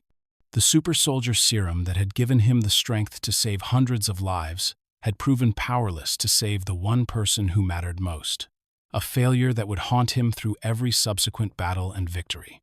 The boy who had dreamed of adventure and glory was gone forever, replaced by a man who understood that true heroism was measured not in triumphs, but in the weight of losses that could never be recovered. The remaining Howling Commandos rallied around their grieving leader with loyalty that transcended military hierarchy, understanding that their mission had become something larger than tactical objectives or strategic advantages. They had lost a brother, but they had also gained a deeper understanding of why their fight against HYDRA represented more than just another military campaign. The evil they faced was personal, intimate, and utterly without mercy. It deserved to be met with the same uncompromising determination that had driven Steve Rogers to become Captain America in the first place. The stage was set for a final confrontation that would determine not just the outcome of the war, but the future of human civilization itself. The Red Skull's vision of technological supremacy and ruthless ambition would face the moral conviction and unshakable courage of a man who had lost everything except his determination to prevent others from suffering the same. Fate. The fall of Bucky Barnes had transformed Captain America from symbol into Avenger, and the reckoning that awaited would echo through history as the moment when the fate of the world hung in the balance between competing visions of what humanity could become. The Alpine fortress that housed Johann Schmidt's final stronghold rose from the mountainside like a technological cancer, its dark metal surfaces reflecting the storm clouds that perpetually shrouded the highest peaks of the Austrian mountains. This was no ordinary military installation, but a monument to megalomaniacal ambition, where advanced science and ancient mysticism had been merged to create weapons that could reshape the fundamental nature of human civilization. Within its heavily fortified walls, the Red Skull prepared for an operation that would transcend the petty territorial disputes of World War II and establish his vision of a new world order, built upon the ashes of everything that humanity had previously held sacred. Steve Rogers approached the fortress with the grim determination of a man who had lost everything except his commitment to preventing others from suffering the same fate. The death of Bucky Barnes had transformed him from an optimistic symbol of American virtue into something darker and more focused, an avenging angel whose moral conviction had been tempered by personal loss into an unbreakable weapon against evil. His enhanced senses detected the electromagnetic emanations from the fortress's power systems, revealing technology that operated on principles far beyond anything that conventional science could explain or counter. The intelligence gathered from Dr. Zola's interrogation had provided crucial insights into HYDRA's ultimate objectives, painting a picture of an organization that viewed the current global conflict as merely the opening phase of a much larger campaign to remake human civilization. The Tesseract's cosmic energies were being channeled through weapon systems that could level entire cities, while transportation technology based on the artifact's properties would allow HYDRA forces to strike anywhere in the world without warning. Schmidt's vision extended far beyond Nazi ideology, to encompass the complete subjugation of every nation and people on Earth. The Valkyrie aircraft represented the pinnacle of HYDRA's technological achievement, a massive flying wing that combined conventional aerodynamics with Tesseract-powered propulsion systems to create a strategic bomber unlike anything in human history. Its payload capacity could accommodate enough destructive force to eliminate every major population center in the United States, while its advanced guidance systems ensured that even minimal crews could execute complex attack patterns with devastating precision. The aircraft's very existence demonstrated that Schmidt had moved beyond supporting Nazi Germany to pursuing his own independent agenda for global conquest. The infiltration of the fortress required every skill that Steve had developed during his campaigns with the Howling Commandos, as HYDRA's defensive systems incorporated both advanced technology and supernatural elements that defied conventional tactical approaches. Energy barriers that could vaporize approaching aircraft flickered between massive towers, while patrol units equipped with weapons that fired concentrated Tesseract energy swept the surrounding terrain in overlapping patterns, designed to eliminate any possible infiltration routes. The fortress itself seemed to pulse with malevolent life, as if the ancient stone had been infected by the cosmic forces that Schmidt wielded with such casual disregard for consequences. Steve's approach through the treacherous mountain terrain was aided by his enhanced physical capabilities, but even superhuman strength and agility were barely sufficient to navigate the combination of natural obstacles and artificial defenses that protected Schmidt's stronghold. Avalanche zones had been seeded with explosive charges that could be triggered remotely, while seemingly solid rock formations concealed automated weapon systems that tracked movement through advanced detection networks. The Red Skull's paranoia had transformed the entire mountain into a death trap designed to eliminate anyone foolish enough to approach his sanctuary. The discovery of additional prisoners within the fortress complex added urgency to what Steve had planned as a direct assault on Schmidt's operations, as reconnaissance revealed that HYDRA scientists were conducting final experiments on captured Allied personnel before the Valkyrie's departure. These test subjects were being used to calibrate weapons systems and perfect deployment methods for the cosmic energies that would soon be unleashed upon unsuspecting civilian populations. Steve's moral convictions made abandoning these prisoners impossible, even though their rescue would significantly complicate his mission and reduce his chances of preventing the Valkyrie's launch. The assault on the fortress's outer defenses showcased the full extent of Steve's evolution from propaganda symbol to elite combat operative, as he employed tactics that combined his enhanced abilities with hard-won experience. From countless engagements against HYDRA forces, his shield became both defensive tool and offensive weapon, deflecting energy blasts while striking targets with precision that exploited weaknesses in enemy equipment and positioning. The years of combat had taught him to read tactical situations with supernatural clarity, allowing him to anticipate enemy responses and exploit brief opportunities that would be invisible to ordinary soldiers. The interior of the fortress revealed the full scope of Schmidt's megalomania and the cosmic forces he had learned to manipulate through his possession of the Tesseract. Laboratories filled with incomprehensible machinery hummed with energies that seemed to bend space and time around their containment systems, while viewing screens displayed tactical information about targets across multiple continents.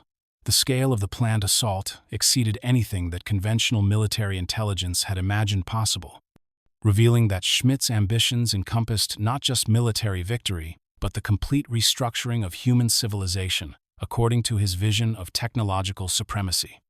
The liberation of the imprisoned Allied personnel provided Steve with allies whose combat experience and desperate determination made them valuable additions to his improvised assault force, though their weakened condition and lack of proper equipment limited their tactical effectiveness.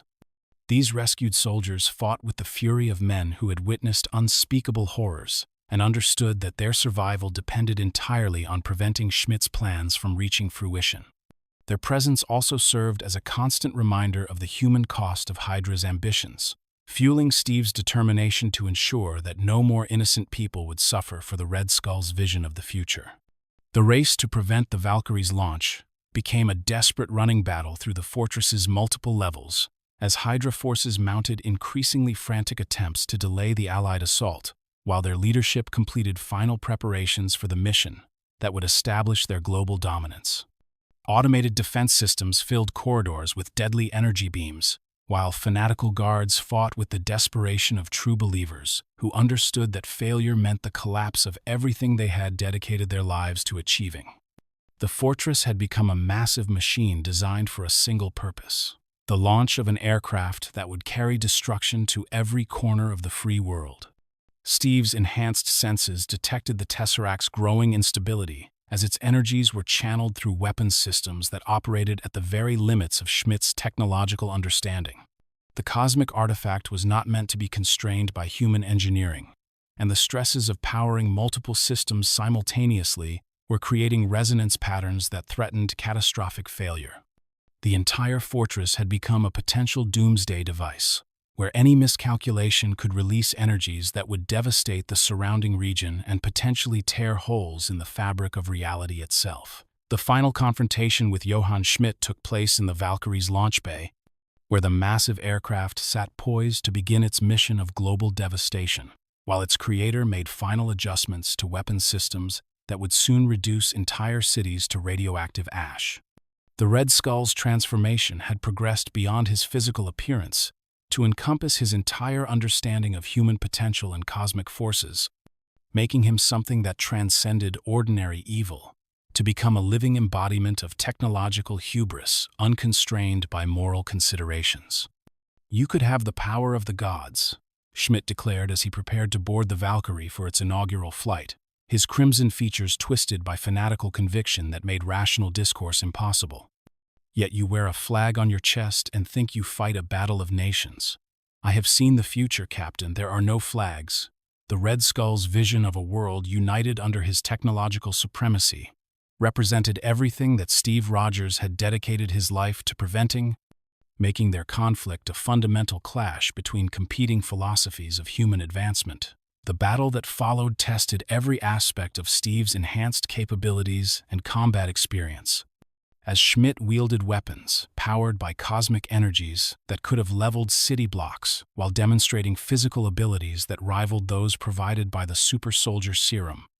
The Valkyrie's cramped interior became a three-dimensional battlefield, where both combatants used their superhuman agility to exploit every surface and angle, turning bulkheads and equipment into both weapons and shields in a contest that would determine the fate of human civilization. Steve's shield proved crucial in deflecting the worst of Schmidt's attacks, but even Vibranium's unique properties were tested to their limits by the cosmic energies that the Red Skull channeled through his advanced weaponry. The artifact's perfect aerodynamic balance allowed it to function as both defensive barrier and precision projectile, striking targets with enough force to shatter advanced alloys, while returning to Steve's hand with mechanical precision that defied conventional physics. The shield had become more than just a weapon. It was a symbol of everything that stood between humanity and the cosmic forces that threatened to consume it.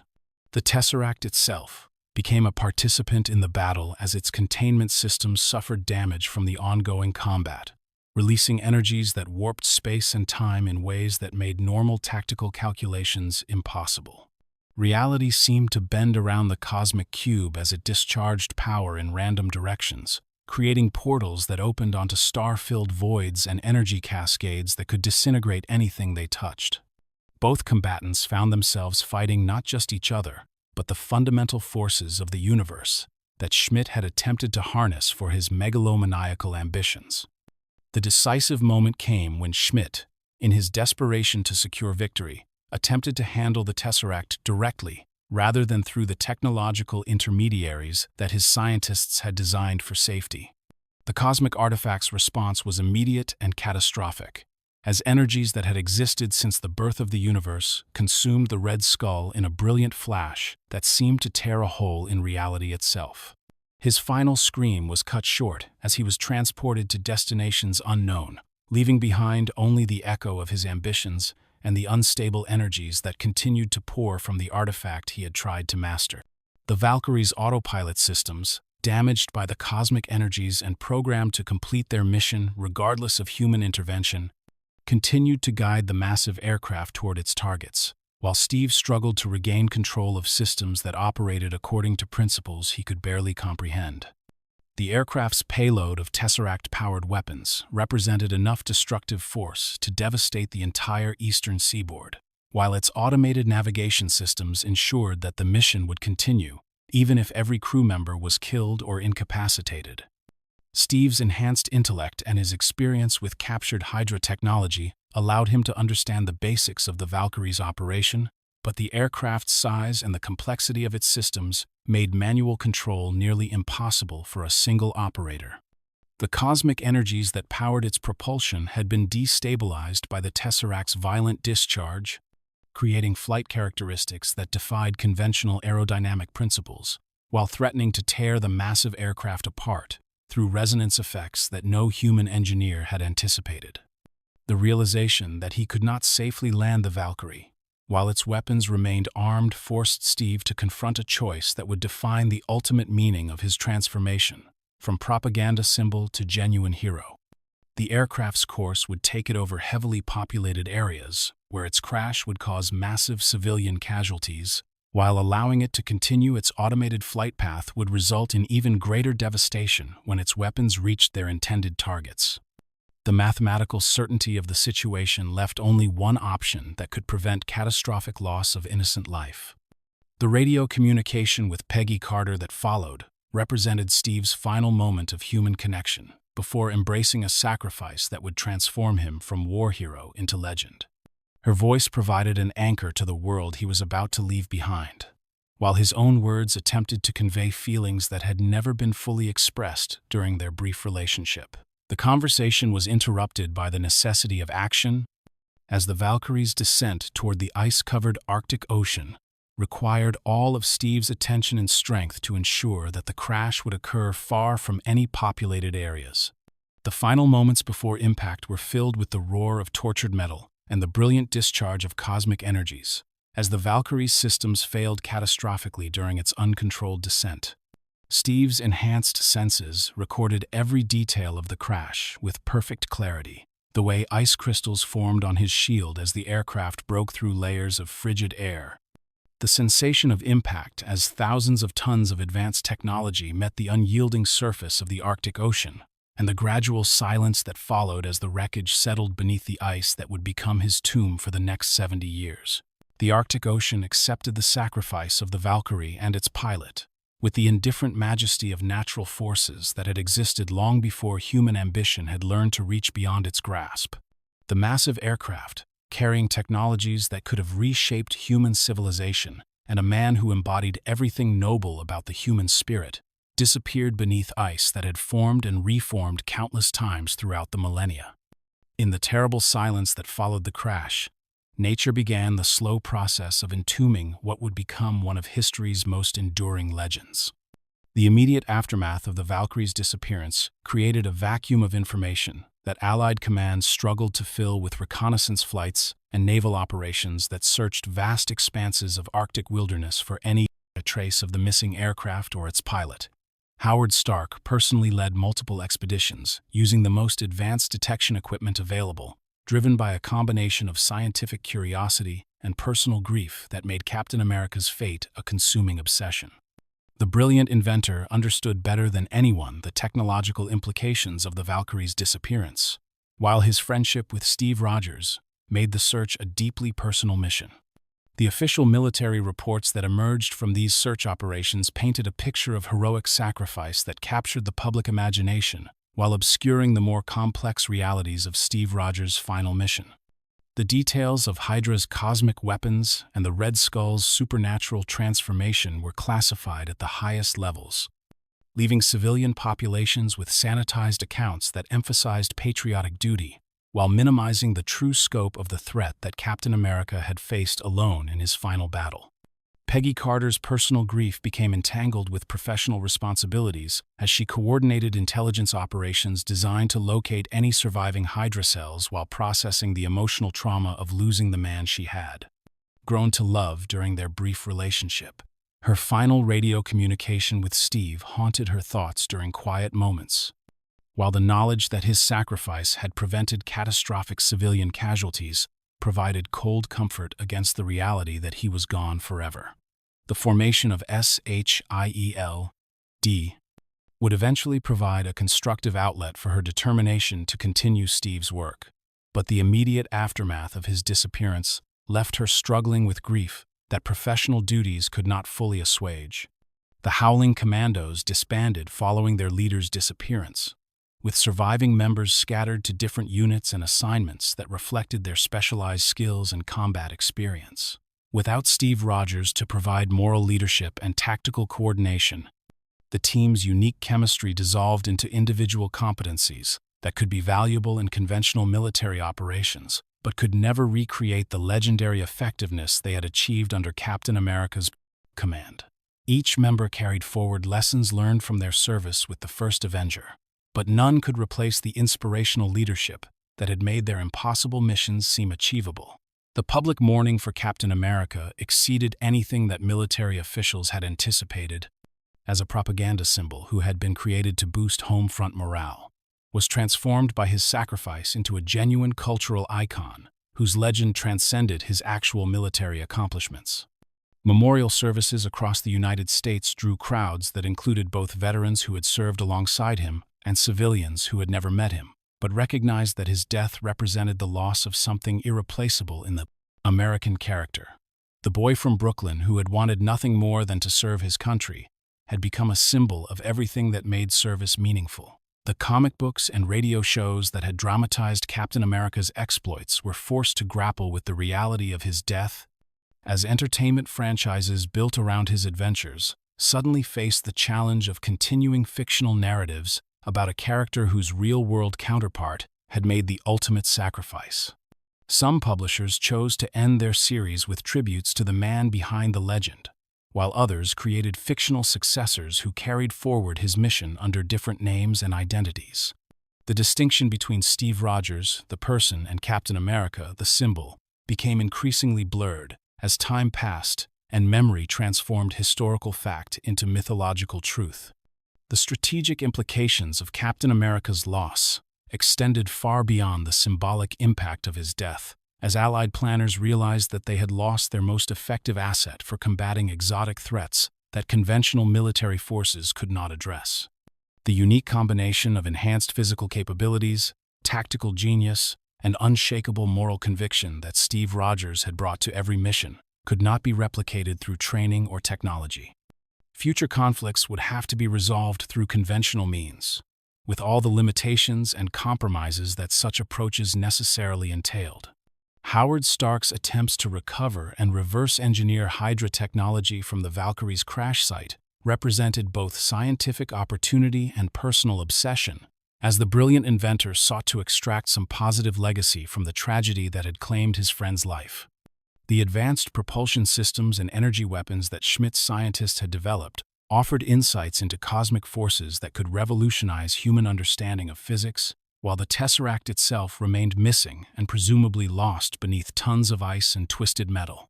These salvage operations would continue for decades, driven by Stark's belief that Steve's sacrifice should contribute to human advancement rather than simply ending in meaningless loss.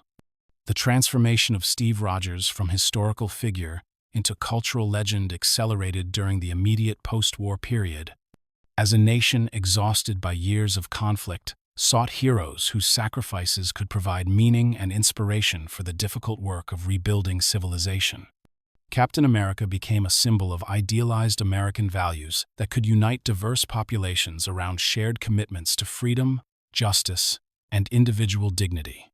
The complexity of his actual personality and the moral ambiguity of his final missions were gradually simplified into mythological narratives that emphasized clear distinctions between good and evil.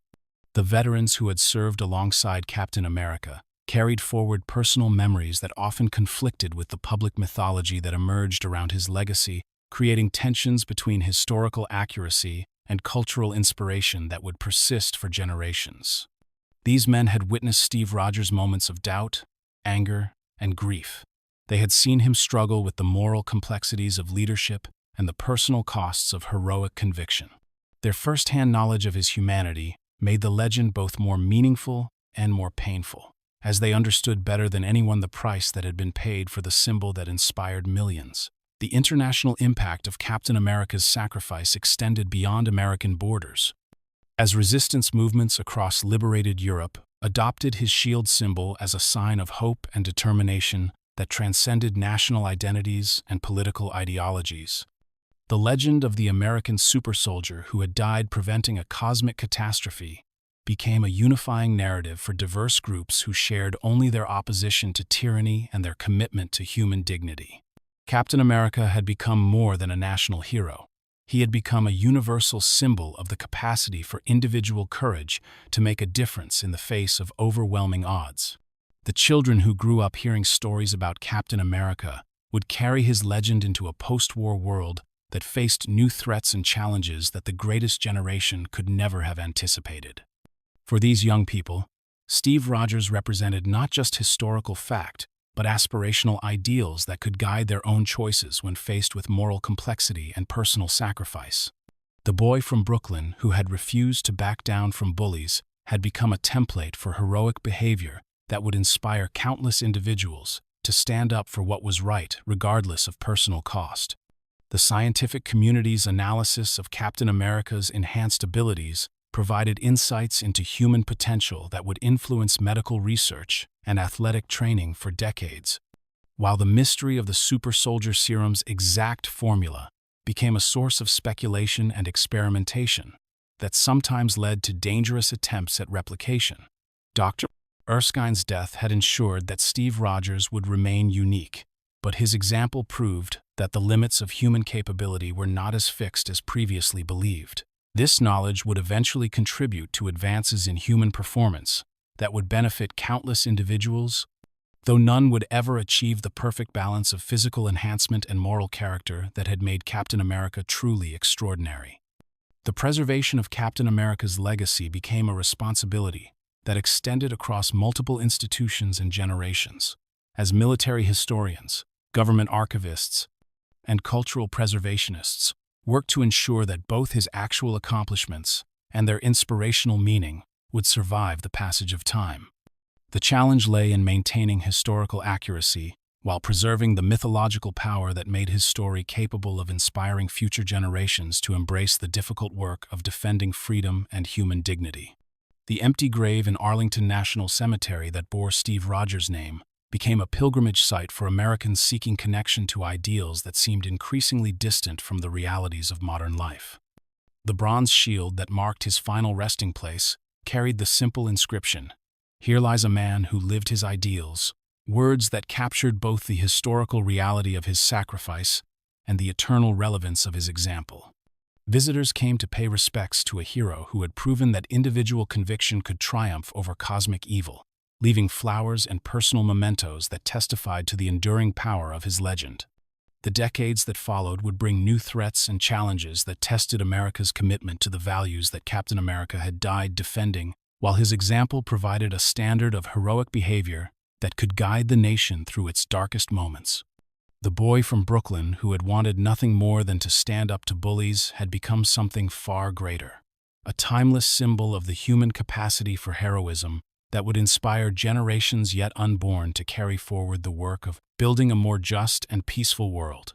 The world that continued to turn in the absence of Steve Rogers bore little resemblance to the one he had known during his brief but transformative career as Captain America.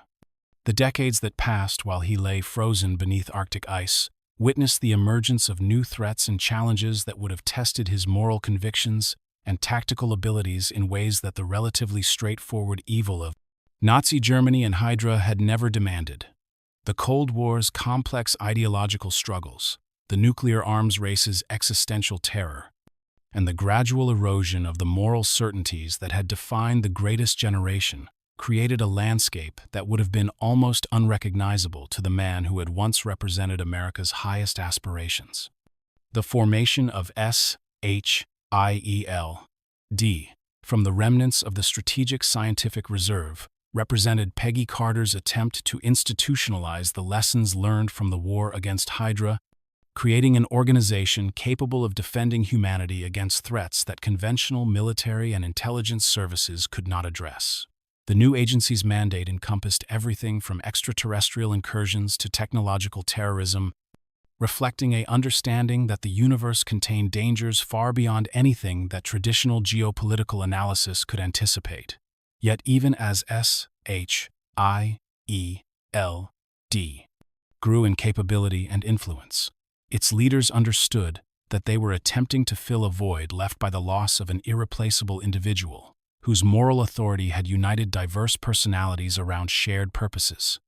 Howard Stark's evolution from wartime inventor to industrial magnate paralleled America's own transformation from arsenal of democracy to global superpower, as his companies pioneered technologies that would reshape human civilization, while his personal obsession with recovering Captain America's body drove increasingly expensive and elaborate expeditions to the Arctic. The brilliant inventor's public persona, as a playboy industrialist, concealed deeper currents of guilt and responsibility that stemmed from his inability to prevent Steve Rogers' final sacrifice, while his scientific work increasingly focused on projects that seemed designed to prepare for threats that might require superhuman intervention. The nuclear age that emerged from the ashes of World War II created new forms of terror that dwarfed even HYDRA's cosmic weapons in their potential for human destruction, while the ideological struggle between democratic and communist systems produced moral ambiguities that would have challenged Steve Rogers' black-and-white understanding of good and evil. The concept of mutually assured destruction transformed warfare from a contest of courage and conviction into a mathematical calculation of acceptable losses, while proxy conflicts around the globe blurred the lines between liberation and conquest in ways that made traditional notions of heroism seem increasingly obsolete.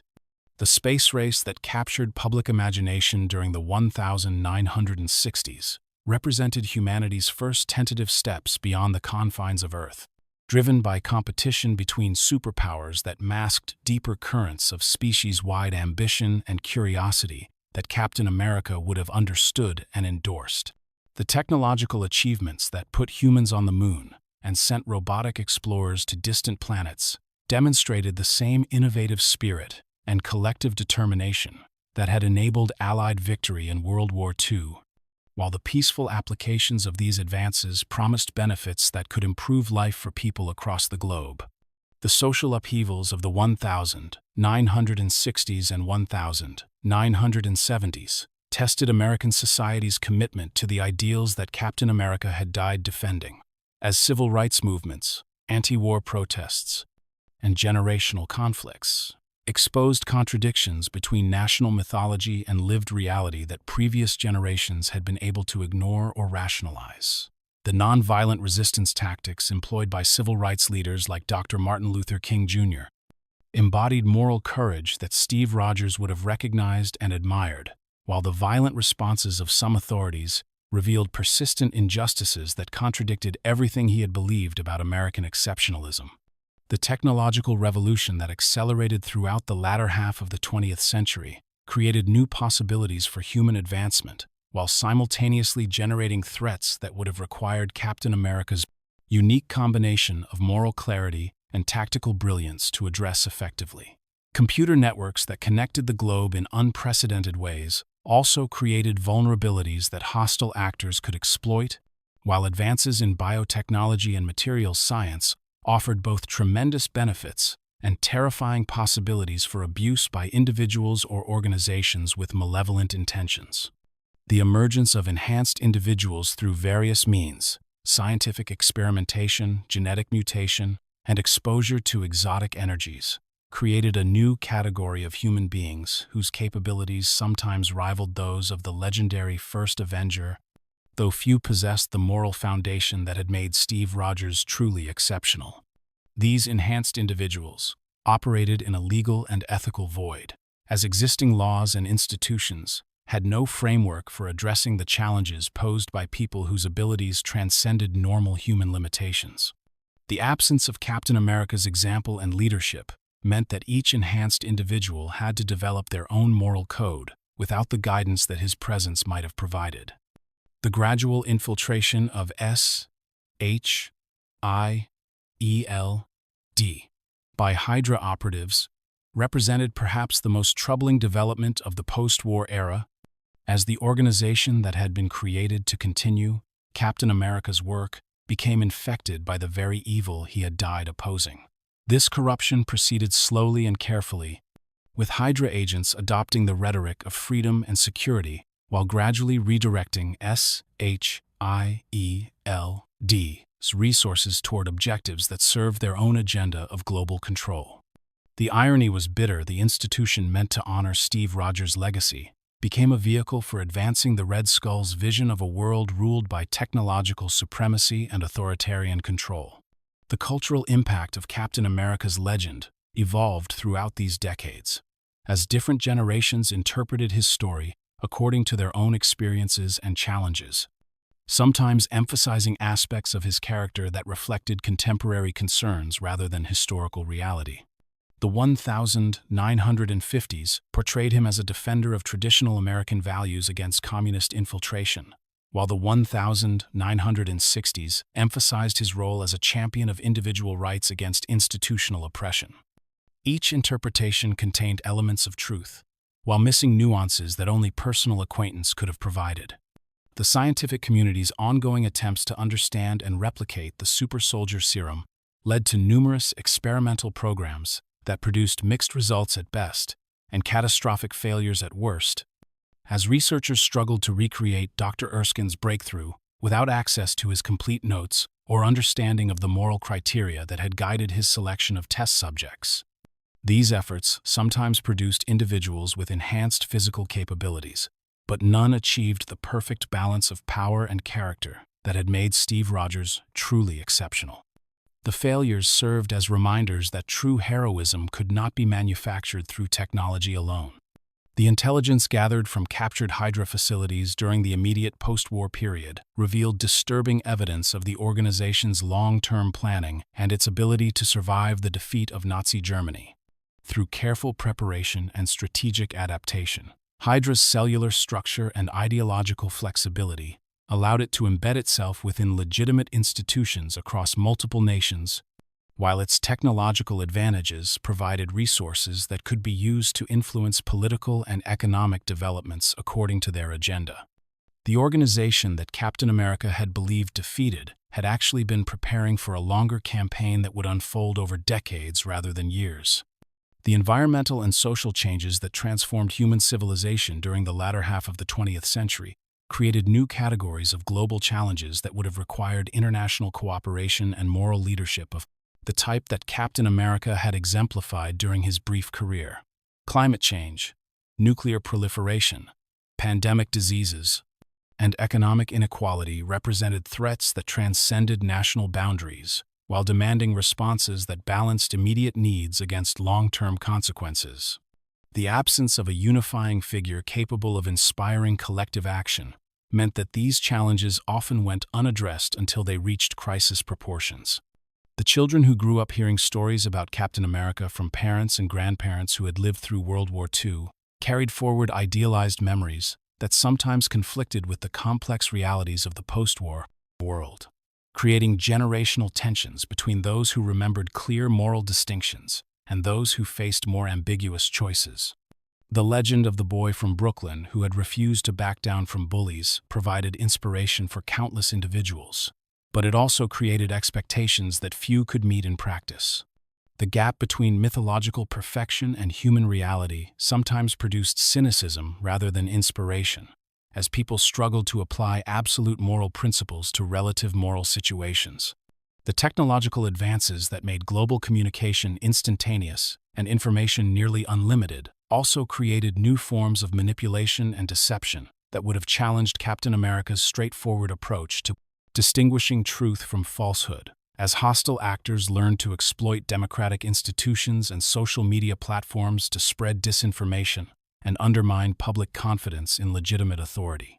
The information warfare techniques that emerged during this period represented a more subtle but potentially more dangerous threat than the direct military confrontations that had defined his era.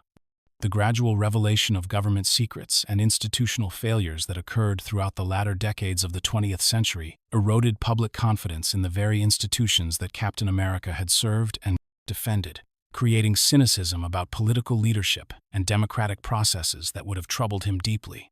The knowledge that respected authorities had sometimes lied to the public about matters of vital importance made it more difficult for subsequent generations to embrace the kind of unquestioning patriotism that had motivated Steve Rogers to volunteer for dangerous military service.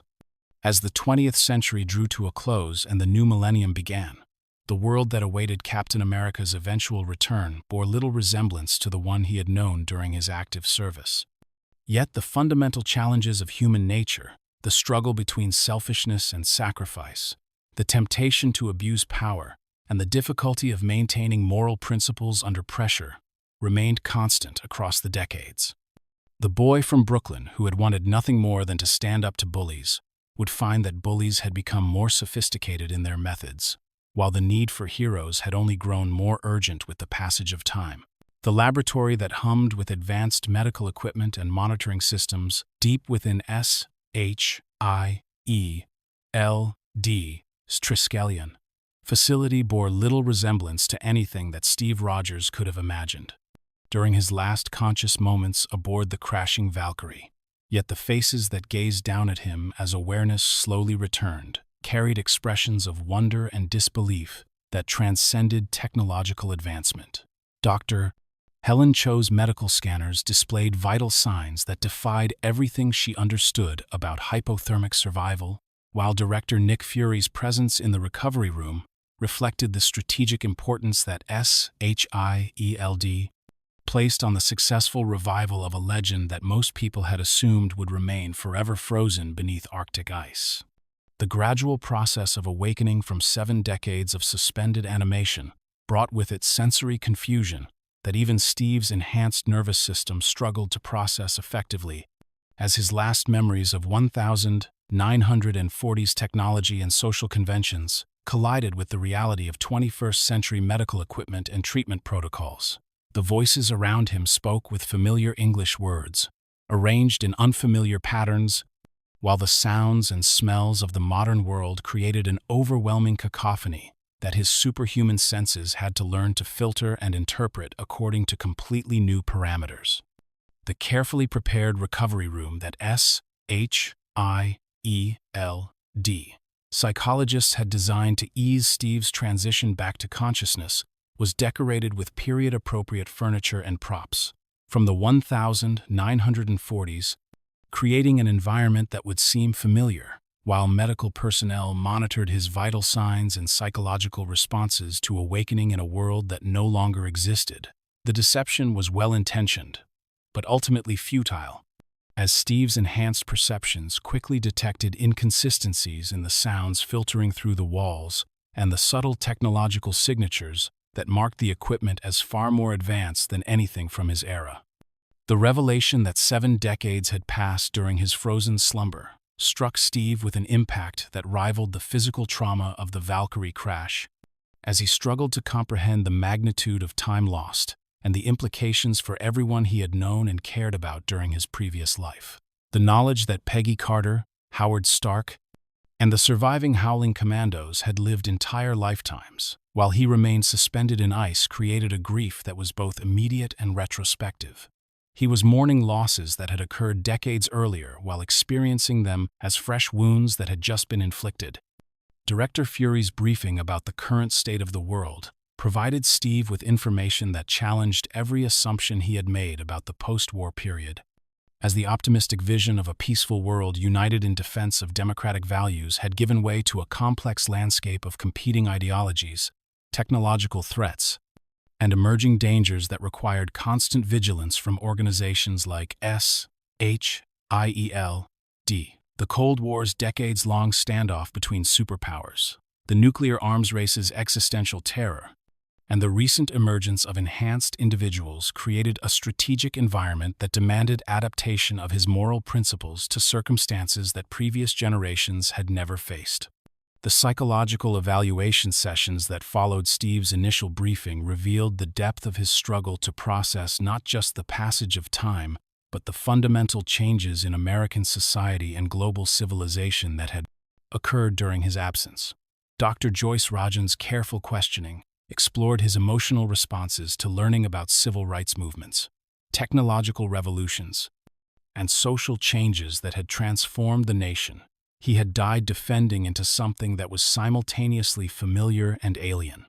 The America that existed in 2012 retained many of the ideals he had fought for while expressing them through institutions and practices that seemed almost incomprehensible to someone from his era. The physical rehabilitation program designed to restore Steve's capabilities after 7 decades of frozen suspension revealed that the super soldier serum had not only preserved his body but had somehow continued to enhance his abilities during the period of suspended animation, leaving him stronger, faster, and more resilient than he had been during his wartime service. The training equipment that S.H.I.E.L.D. provided challenged his enhanced abilities while helping him adapt to modern combat techniques and technologies that had evolved far beyond the relatively simple weapons and tactics of World War II. The cultural orientation sessions that introduced Steve to modern technology, social media, popular entertainment, and contemporary communication methods created a learning curve that would have overwhelmed an ordinary individual, but that his enhanced intellect allowed him to navigate with characteristic determination and methodical approach. The smartphones, computers, and internet connectivity that defined 21st century life represented advances that exceeded even Howard Stark's most optimistic projections, while social media platforms created new forms of human interaction that both connected and isolated people in ways that Steve found simultaneously fascinating and troubling. The reunion with an elderly Peggy Carter provided emotional closure for one of the most significant relationships from Steve's previous life, while highlighting the profound loneliness that came with his unique situation as a man. Displaced in time, her recognition of him, despite the decades that had aged her, while leaving him unchanged, created a moment of connection that transcended temporal displacement, while her stories about the life she had lived and the family she had raised provided glimpses of the normal human experiences that his transformation had made impossible for him to achieve. The revelation that Howard Stark had spent decades searching for Steve's body and had eventually founded S.H.I.E.L.D., partly to continue the work they had begun together during the war, provided a sense of continuity that helped bridge the gap between his past and present circumstances. The organization that now employed him had been shaped by his former allies' vision and dedication, while the advanced technology that surrounded him represented the fulfillment of promises that Howard had made about humanity's potential for scientific advancement. The connection to his old friend helped anchor Steve's identity while he adapted to circumstances that challenged every assumption about his role and purpose in the modern world. The discovery of Tony Stark's existence as Howard's son created a complex emotional dynamic that combined grief for a lost friend with curiosity about the man who had inherited both his father's genius and his complicated relationship with heroic responsibility. The younger Stark's personality and lifestyle seemed to embody everything that Howard had warned against regarding the corrupting influence of wealth and power, yet his technological innovations and growing commitment to using his abilities for humanitarian purposes suggested that he had inherited more than just his father's intellect. The tension between Steve's idealized memories of Howard and the reality of Tony's more cynical worldview would create friction that reflected broader generational differences about duty, sacrifice, and moral certainty. The introduction to other enhanced individuals currently operating under S.H.I.E.L.D.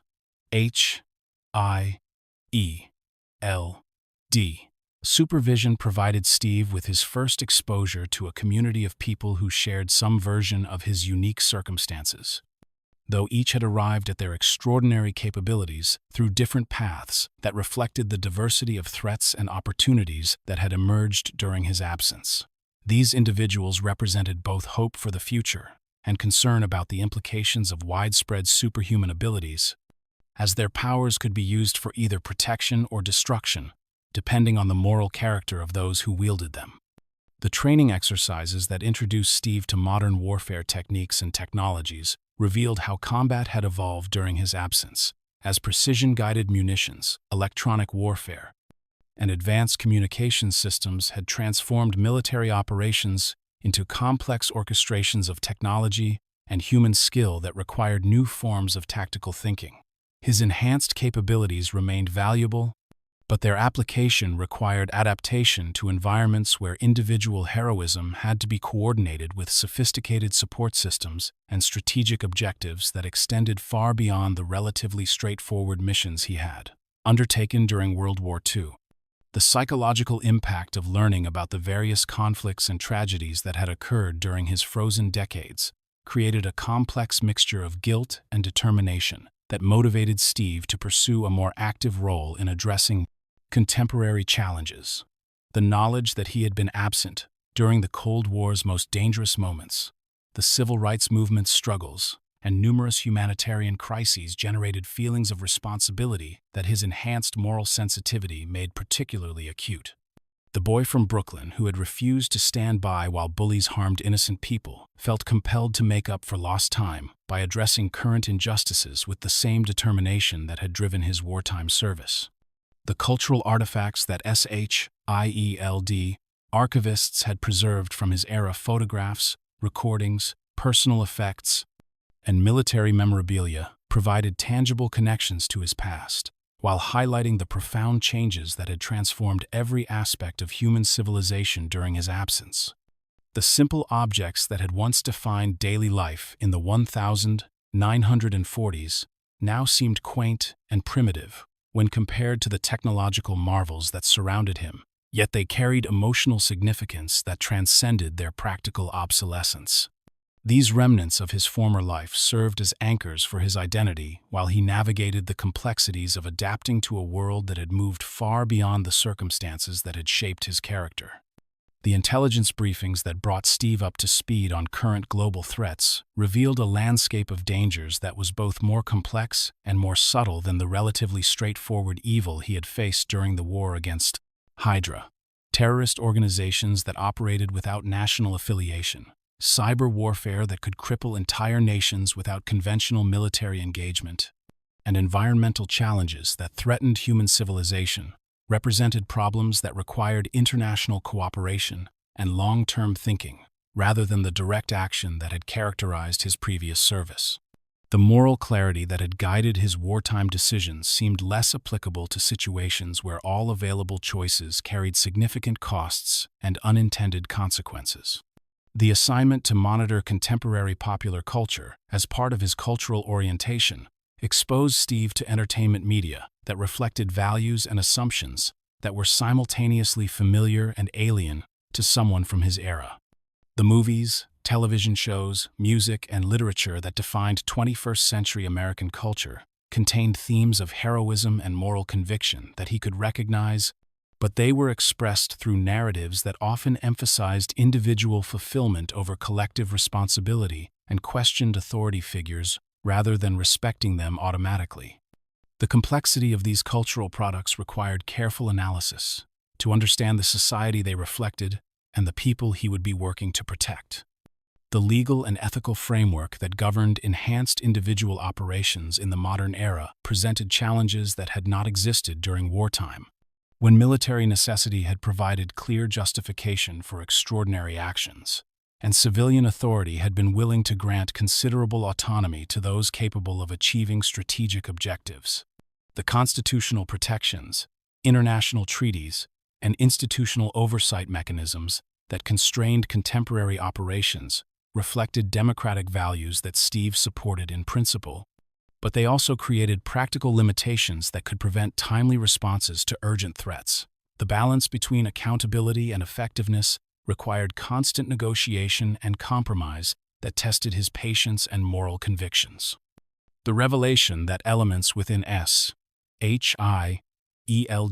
itself might be compromised by hostile infiltration created a crisis of trust that challenged Steve's fundamental assumptions about institutional loyalty and moral authority. The organization that had been created to honor his legacy and continue his work had apparently been infected by the very evil he had died opposing, making it impossible to trust official channels or establish procedures without independent verification. This discovery forced him to rely on personal judgment and individual relationships rather than institutional authority, returning him to the kind of moral isolation that had characterized his earliest days as Captain America. The emerging pattern of supernatural and extraterrestrial threats that had begun manifesting with increasing frequency during the years immediately preceding his revival suggested that Earth was entering a new phase of cosmic significance that would require defenders capable of operating beyond the limitations of conventional military and intelligence services. The reports of alien technology, dimensional anomalies, and individuals with abilities that defied scientific explanation indicated that the universe contained dangers that made even HYDRA's cosmic weapons seem relatively mundane. Steve's experience with the Tesseract and advanced technology provided some preparation for these challenges, but the scale and diversity of emerging threats suggested that entirely new approaches would be required. The personal relationships that Steve began developing with his S.H.I.E.L.D colleagues and other enhanced individuals provided emotional anchors that helped him adapt to his displacement in time while building the foundation for future cooperation in addressing global threats. These connections were complicated by the knowledge that his enhanced longevity would likely allow him to outlive most of the people he came to care about, creating a perpetual cycle of loss that echoed his grief for those he had already outlived. The emotional discipline required to form meaningful relationships, despite their inevitable temporal limitations, tested his psychological resilience in ways that combat had never demanded. The gradual realization that his role in the modern world would require him to serve not just as a soldier, but as a symbol and inspiration for others to embrace heroic values, created responsibilities that extended far beyond his personal capabilities and preferences. The legend that had grown around Captain America during his absence had created expectations that no individual could fully meet, while the moral authority that people attributed to him carried obligations that could conflict with his personal desires for privacy and normal human relationships. The boy from Brooklyn who had wanted to serve his country discovered that his service would require sacrificing not just his life, but his humanity, in ways that Dr. Erskine could never have anticipated. The strategic assessment that concluded his initial reintegration period made clear that Steve Rogers would be most valuable not as a conventional operative, but as the leader of a new initiative designed to address threats that exceeded the capabilities of traditional military and intelligence organizations. The proposal to form a team of enhanced individuals capable of responding to global emergencies represented both an opportunity to fulfill his highest potential and a challenge that would test every aspect of his leadership abilities. The Avengers initiative would require him to coordinate personalities and capabilities that were even more diverse than those he had managed with the Howling Commandos, while operating under political and media scrutiny that had not existed during his wartime service. The acceptance of this new role marked Steve Rogers' complete transition from man out of time to contemporary hero, as he embraced responsibilities that built upon his past experience, while adapting to present circumstances that demanded new forms of courage and conviction. The boy from Brooklyn who had refused to back down from bullies had become something far greater, a living bridge between humanity's heroic past and its uncertain future, carrying forward the timeless values that made heroism possible while adapting to challenges that would test whether those values could survive in an increasingly complex and dangerous world. The conference room deep within S.H.I.E.L.D's helicarrier represented a convergence of extraordinary individuals, whose combined capabilities could either save or destroy human civilization.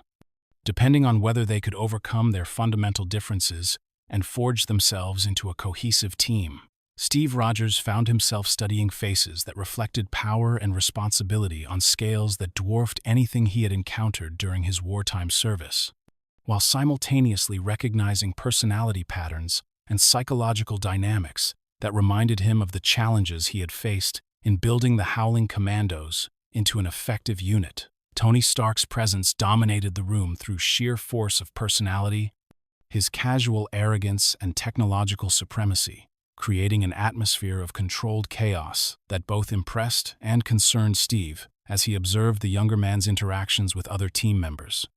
The son of Howard Stark possessed his father's genius while lacking the humility and collaborative spirit that had made their wartime partnership so effective, creating tension that reflected broader questions about whether individual brilliance could be successfully integrated into team operations that required absolute trust and coordination. Dr. Bruce Banner represented perhaps the most complex challenge that the team would face, as his brilliant scientific mind was coupled with a transformation that could turn him into an unstoppable force of destruction if his emotional control failed. At a critical moment, Steve's enhanced senses could detect the underlying tension in Banner's voice and posture, signs of a man who lived in constant fear of losing control while maintaining the intellectual clarity necessary to contribute meaningfully to strategic planning. The psychological delicacy required to work effectively with someone carrying such an enormous burden tested Steve's leadership abilities in ways that conventional military training had never addressed. Thor's divine heritage and cosmic perspective provided the team with capabilities that transcended human limitations while simultaneously creating communication challenges that reflected fundamental differences in worldview and cultural understanding. The Asgardian prince's casual references to interdimensional travel, mystical forces, and galactic politics forced Steve to expand his tactical thinking beyond terrestrial concerns, while questioning whether earthbound moral principles could be applied to conflicts that spanned multiple realms of existence. The cultural integration required to build trust with someone whose life experience encompassed centuries rather than decades represented a diplomatic challenge that tested every aspect of Steve's interpersonal skills. Natasha Romanoff's background as a former Soviet operative created a unique dynamic that combined professional respect with underlying suspicion, as her espionage training had taught her to maintain emotional distance, while her recent defection to S.H.I.E.L.D. suggested a moral evolution that Steve could appreciate even if he could not fully understand its complexities. Her combat skills and tactical intelligence made her invaluable for operations that required subtlety and precision, while her psychological insights into team dynamics provided perspective that complemented Steve's more straightforward leadership approach. Clint Barton's role as the team's baseline human brought a grounding influence that helped bridge the gap between extraordinary abilities and conventional tactical requirements, while his loyalty to specific individuals rather than abstract principles created a personal motivation structure that Steve could understand and work with effectively. The Archer's precision and reliability provided consistent performance standards that could anchor team operations during chaotic situations, where other members' abilities might be compromised by emotional or environmental factors. Director Fury's briefing about the Tesseract's reactivation and the threat posed by Loki's attempted invasion of Earth provided Steve with his first experience of leading a team against cosmic-level threats that exceeded anything he had faced during his previous service. The knowledge that hostile extraterrestrial forces possessed technology and capabilities that could devastate human civilization created strategic challenges that required integrating multiple forms of superhuman ability while coordinating with conventional military forces that would be largely ineffective against such advanced opponents. The initial team dynamics were characterized by mistrust, competing egos, and fundamental disagreements about strategy and tactics that threatened to prevent effective cooperation when the invasion began in earnest. Steve's attempts to establish command authority were challenged by Tony Stark's refusal to acknowledge anyone's superiority, while Thor's divine status created questions about whether earthly leadership structures could apply to someone whose power and authority derived from cosmic rather than institutional sources. The psychological complexity of managing such diverse personalities required diplomatic skills that Steve had to develop through trial and error, rather than formal training. The revelation that Loki's manipulation had been designed specifically to exploit the team's interpersonal tensions demonstrated the sophistication of the threat they faced, while highlighting the importance of achieving genuine unity, rather than mere tactical coordination. The Asgardian trickster's understanding of human psychology allowed him to identify and exploit weaknesses that could turn the Avengers' greatest strengths into liabilities, if they could not overcome their mutual suspicions and competing priorities. Steve's recognition of these manipulation tactics drew upon his experience with HYDRA's psychological warfare while adapting to threats that operated on emotional and mystical levels rather than purely technological ones. The attack on the helicarrier tested the team's ability to function under extreme pressure while protecting innocent personnel who depended on their effectiveness for survival, creating the kind of high-stakes situation that either forged lasting bonds or exposed fundamental incompatibilities that could never be resolved. Steve's leadership during the crisis emphasized protecting vulnerable individuals while maintaining operational effectiveness, principles that aligned with his moral convictions, while demonstrating to his teammates that his tactical decisions prioritized collective welfare over personal glory or individual advancement. The loss of Agent Phil Coulson provided the emotional catalyst that transformed the collection of extraordinary individuals into a genuine team united by shared grief and determination to honor the sacrifice of someone they had all respected despite their personal differences. Coulson's death represented the human cost of their failure to achieve unity when it mattered most, while his belief in the Avengers Initiative's potential provided inspiration that helped them overcome their interpersonal conflicts and focus on their common purpose of protecting innocent people from cosmic threats. The Battle of New York, that followed their unification, represented Steve's first experience, commanding superhuman forces in urban combat against extraterrestrial opponents whose tactics and capabilities operated according to completely different principles than anything he had encountered during terrestrial conflicts. The Chitauri invasion force combined advanced technology with numerical superiority that could overwhelm conventional defenses, while their willingness to target civilian populations created moral imperatives that required immediate tactical adaptation to protect innocent people while achieving strategic objectives. Steve's tactical leadership during the battle demonstrated his ability to coordinate diverse superhuman capabilities while adapting to rapidly changing battlefield conditions that required split-second decisions with global implications.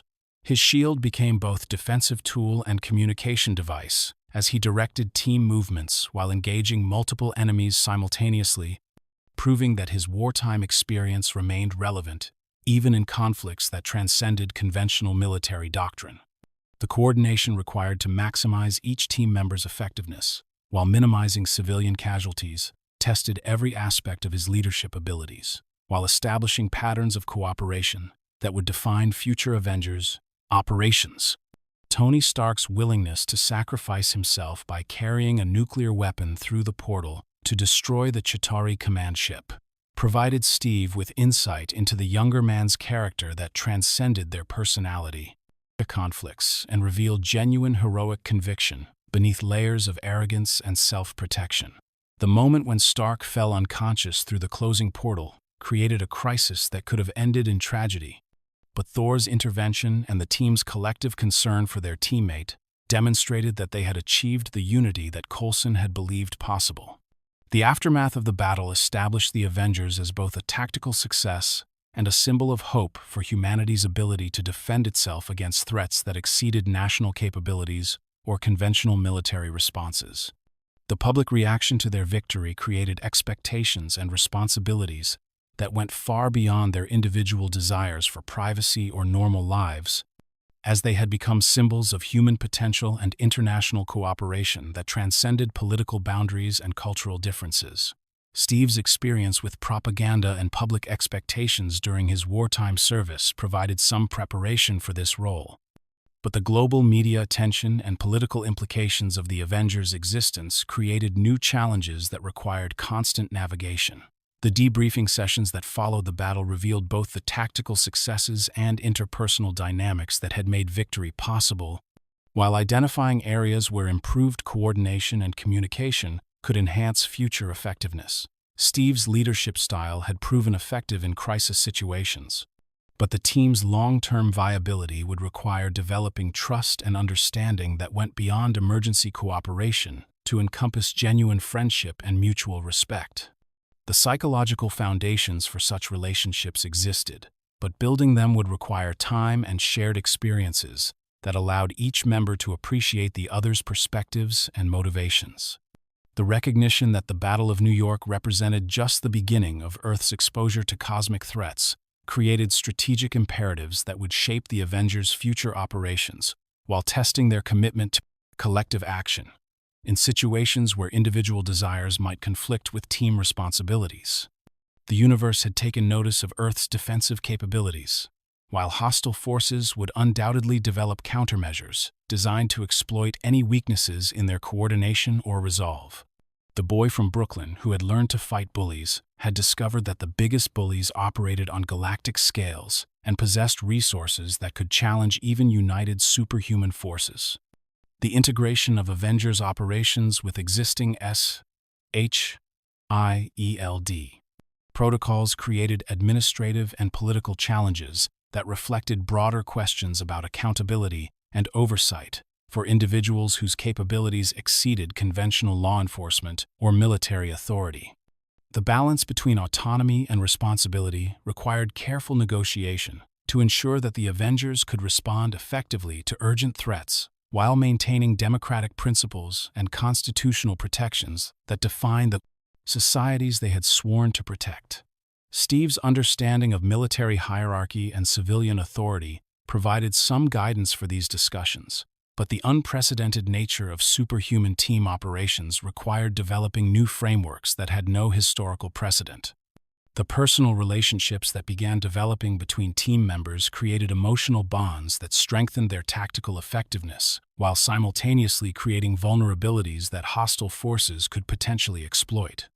Steve's growing friendship with Tony Stark bridged generational and ideological differences that had initially seemed insurmountable, while his professional respect for Natasha Romanoff and Bruce Banner provided foundations for trust that could sustain them through future crises. These relationships represented both the Avengers' greatest strength and their most significant potential weakness, as the emotional connections that made them willing to sacrifice for each other could also be used against them by enemies who understood the power of human attachment.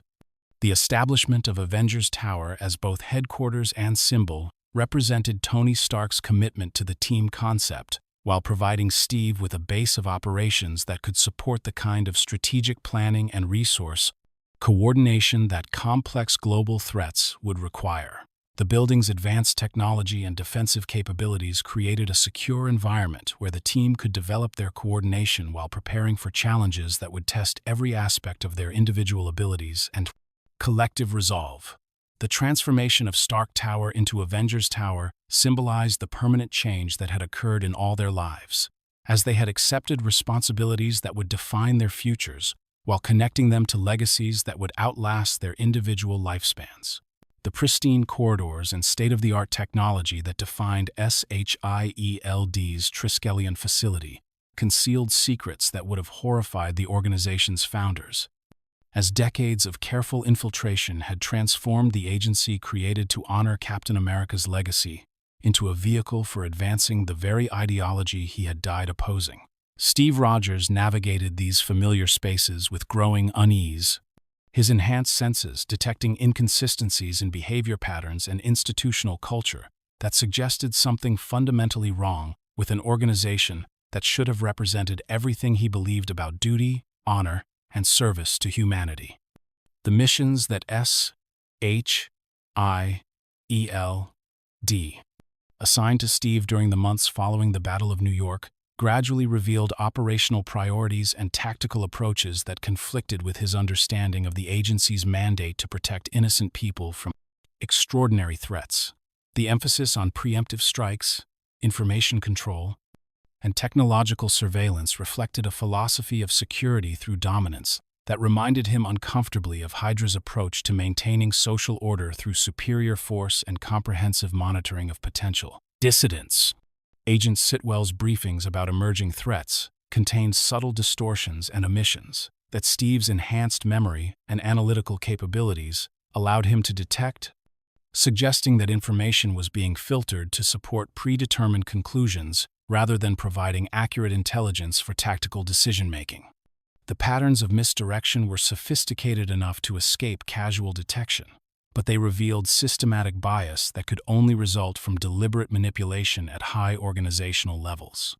The technology that Howard Stark had developed to advance human knowledge and capability was being perverted into instruments of control and oppression that violated every principle that had motivated its creation, while the advanced surveillance systems that monitored global communications provided opportunities for blackmail and manipulation that exceeded anything that totalitarian regimes had achieved through conventional means.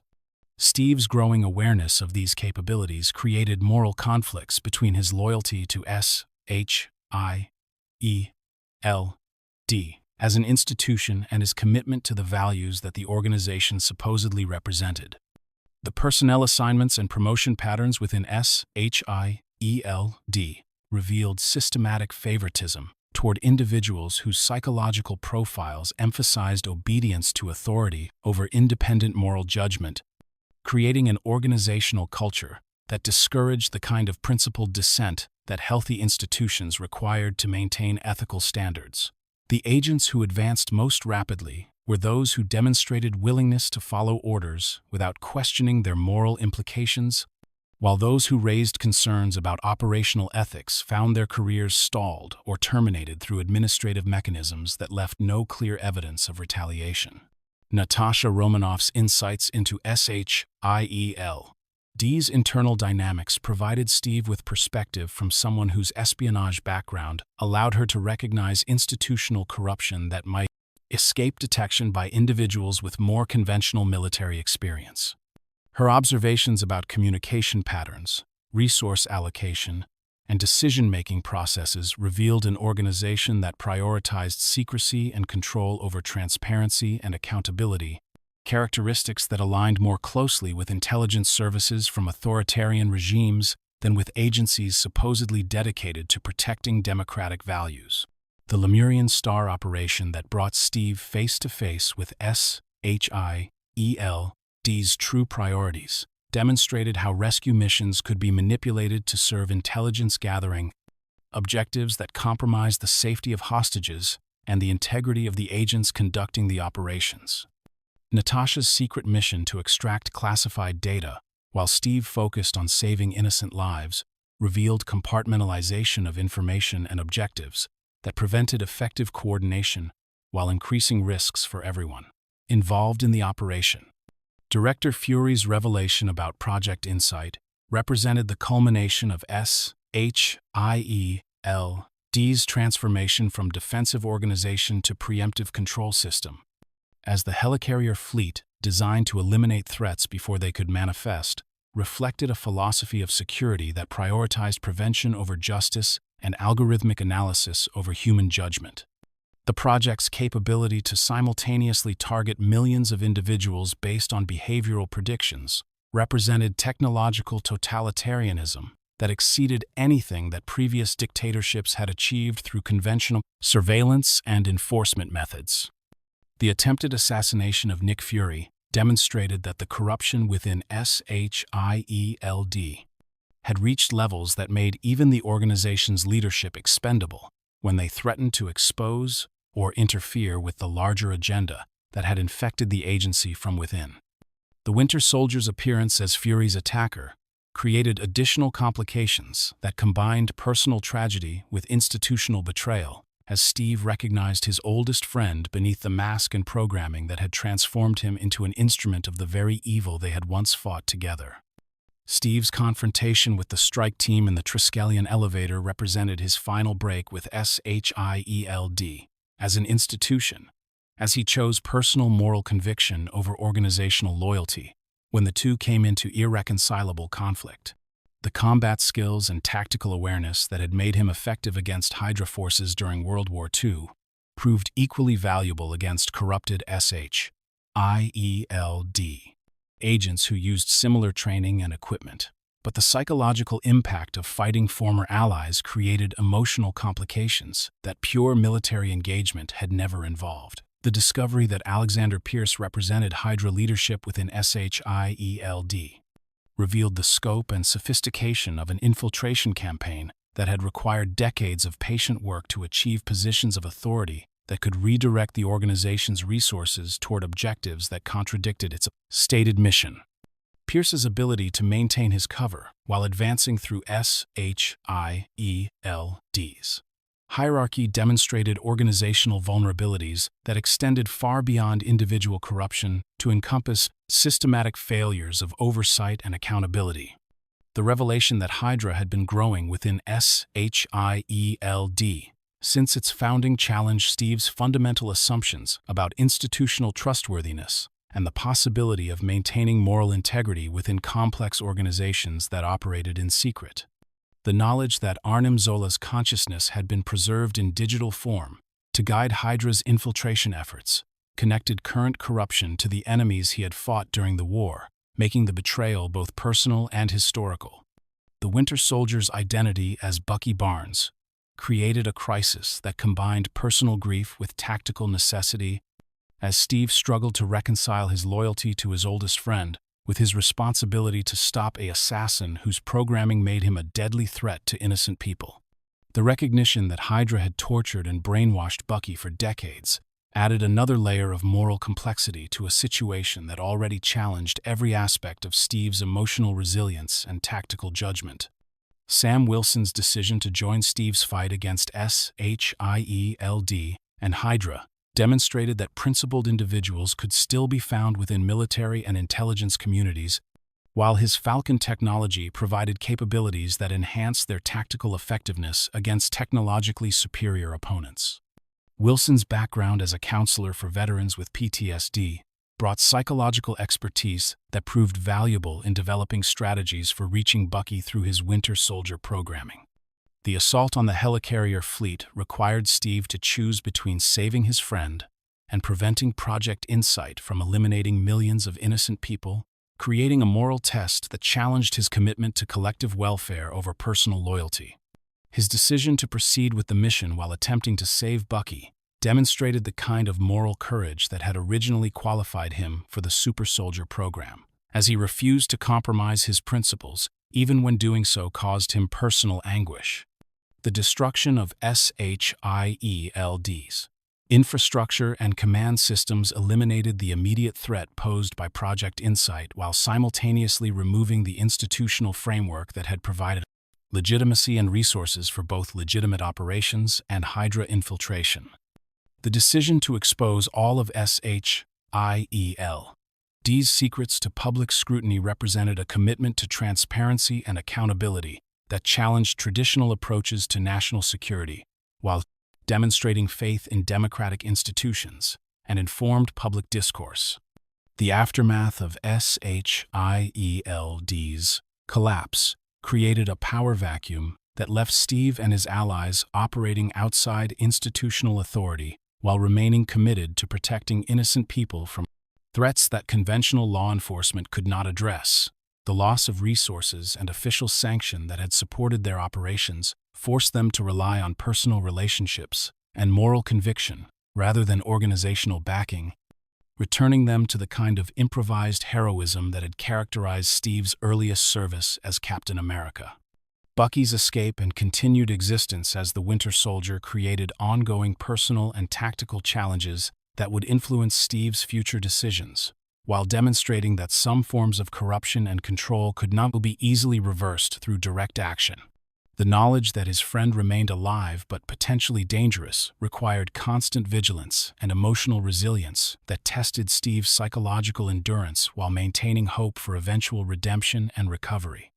The public revelation of HYDRA's infiltration of S.H.I.E.L.D.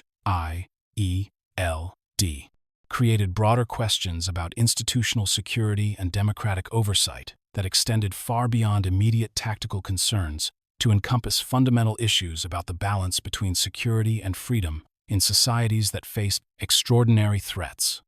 Steve's role in exposing these secrets established him as a symbol of principled resistance to corruption, while creating expectations that he would continue to serve as a moral authority when other institutions failed to meet their responsibilities.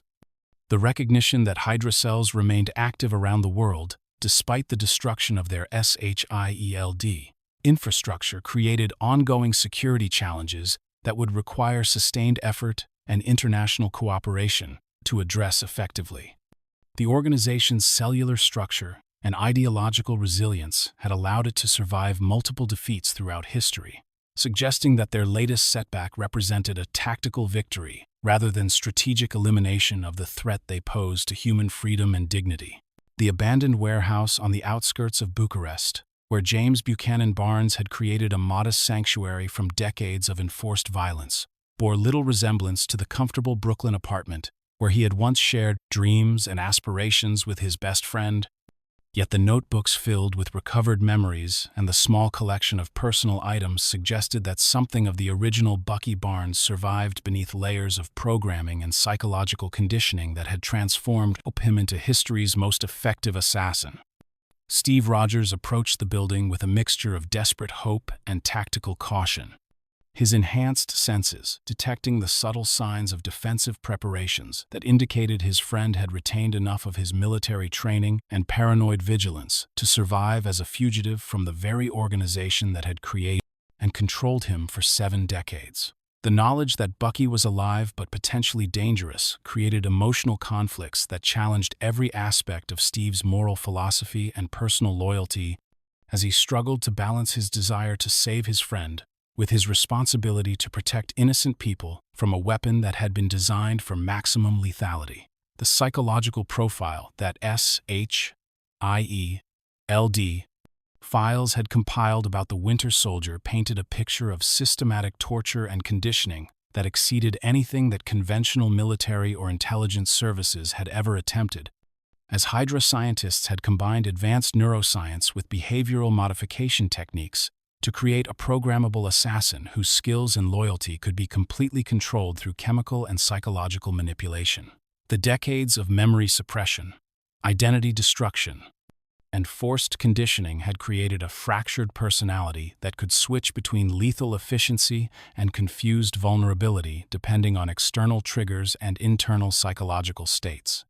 The surveillance footage that captured Bucky's daily routines revealed an individual who maintained hypervigilance and tactical awareness, even during mundane activities, suggesting that his combat training and survival instincts remained intact despite the psychological trauma that had shattered his original personality. His choice of location, defensive preparations, and behavior patterns indicated that he retained enough strategic thinking capability to evade capture by conventional law enforcement while gradually recovering memories and emotional connections that the Winter Soldier programming had attempted to eliminate permanently. The notebooks that contained Bucky's attempts to reconstruct his personal history demonstrated the painful process of identity recovery that occurred when decades of suppressed memories began surfacing without the contextual framework that would allow him to distinguish between reality and implanted false experiences. The fragmentary recollections of childhood in Brooklyn, military service during World War II, and his friendship with Steve Rogers competed with programmed assassin protocols and traumatic conditioning experiences that made establishing a coherent sense of self nearly impossible without external assistance and emotional support. The confrontation that followed Steve's discovery of Bucky's hideout revealed the complex psychological dynamics that governed their relationship, as genuine recognition and affection struggled against programmed hostility and conditioned responses that had been designed to eliminate emotional attachments that could interfere with mission effectiveness. The Winter Soldier's training emphasized viewing all personal relationships as potential vulnerabilities to be exploited by enemies, while Bucky's recovered memories suggested that his friendship with Steve represented something worth protecting, despite the dangers that such emotional connections inevitably created. The tactical capabilities that Bucky retained from his Winter Soldier conditioning made him one of the most dangerous individuals on Earth when his survival instincts were triggered by perceived threats, as his enhanced physical abilities, weapons expertise, and strategic thinking had been honed through decades of high-stakes operations that required peak performance under extreme pressure. The vibranium arm that replaced his original limb provided strength and durability that rivaled Steve's enhanced capabilities, while his marksmanship skills and tactical knowledge made him effective at ranges and in situations where even superhuman opponents could be vulnerable to precisely applied force. The involvement of other enhanced individuals in the conflict surrounding Bucky's fugitive status created complications that tested Steve's ability to balance competing loyalties and moral obligations while protecting his friend from those who saw him only as a dangerous weapon that needed to be contained or eliminated. The Accord's framework that governed enhanced individual operations provided legal justification for pursuing Bucky as a terrorist threat, while Steve's personal knowledge of his friend's true character and involuntary conditioning made him willing to violate international law to prevent what he viewed as a fundamental miscarriage of justice. The bombing of the Vienna International Center that killed King T'Chaka of Wakanda and implicated Bucky Barnes as the perpetrator represented a sophisticated manipulation designed to turn enhanced individuals against each other while advancing a larger agenda that remained hidden from those who participated in the resulting conflict. The evidence that pointed to Bucky's involvement was convincing enough to satisfy conventional investigation methods, but Steve's enhanced analytical capabilities and intimate knowledge of his friend's psychological state allowed him to detect inconsistencies that suggested a more complex conspiracy. T'Challa's pursuit of Bucky as the Black Panther created a personal vendetta that combined advanced technology with passionate determination to achieve justice for his father's murder, making him a formidable opponent whose moral conviction rivaled Steve's while serving objectives that could result in Bucky's death if the truth about the bombing remained concealed. The Wakandan prince's grief and anger provided powerful motivation for a relentless pursuit that tested Bucky's survival skills while forcing Steve to choose between respecting legitimate authority and protecting someone believed to be innocent of the specific charges against him. The psychological evaluation that Dr. Broussard conducted after Bucky's capture revealed the sophisticated nature of his conditioning, while providing insights into the trigger words and behavioral programming that allowed external control of his actions, despite his conscious resistance to such manipulation. The Winter Soldier protocols remained embedded in his subconscious mind, like psychological time bombs that could be activated by anyone who possessed the correct activation sequences, making him a potential threat even when his conscious intentions were completely benign. Helmut Zemo's role as the true architect of the Vienna bombing and his systematic manipulation of enhanced individuals demonstrated the vulnerability of even superhuman teams to psychological warfare that exploited their personal relationships and moral convictions. The Sokovian's patient planning and deep understanding of human motivation allowed him to achieve strategic objectives that no conventional military force could have accomplished, proving that intellectual cunning and emotional manipulation could be more effective than superior firepower or advanced technology.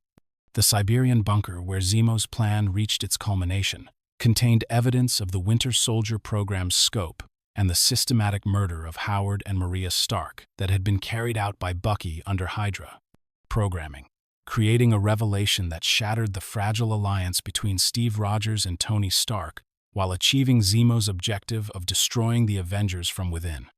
The knowledge that Bucky had killed Tony's parents while under mind control created an emotional crisis that rational understanding could not resolve, as grief and anger overwhelmed logical analysis of culpability and responsibility. The three-way battle that followed Tony's discovery of his parents' true fate tested every aspect of Steve's tactical abilities and moral convictions, as he found himself fighting simultaneously to protect his friend from justified vengeance and to prevent a good man from becoming something he would regret for the rest of his life. The combat skills and enhanced capabilities that all three participants brought to the conflict created a level of destruction that exceeded anything that conventional forces could have survived, while the emotional intensity of their personal grievances made compromise or rational discourse impossible. Steve's decision to abandon his shield while protecting Bucky represented a symbolic rejection of his official status and institutional authority in favor of personal loyalty and moral conviction that transcended legal frameworks and governmental oversight. The shield that had defined Captain America as a symbol became an obstacle to protecting someone he believed deserved redemption rather than punishment, forcing him to choose between his public role and his private conscience in a way that revealed the fundamental tension between individual moral judgment and collective legal authority. The aftermath of the Siberian confrontation left Bucky in need of extended psychological treatment and memory reconstruction that could only be provided by the advanced medical technology and therapeutic expertise available in Wakanda, where T'Challa's recognition of his mistake in pursuing an innocent man led to an offer of sanctuary and healing that represented hope for eventual recovery. The cryogenic preservation that would maintain Bucky's physical condition, while Wakandan scientists developed methods for removing his Winter Soldier programming, created a temporary solution that protected both him and potential victims from the dangers posed by his involuntary conditioning. The letter that Steve left for Tony Stark attempting to explain his actions and maintain the possibility of future cooperation demonstrated his understanding that their conflict had been manipulated by external forces while acknowledging that trust, once broken, required time and effort to rebuild.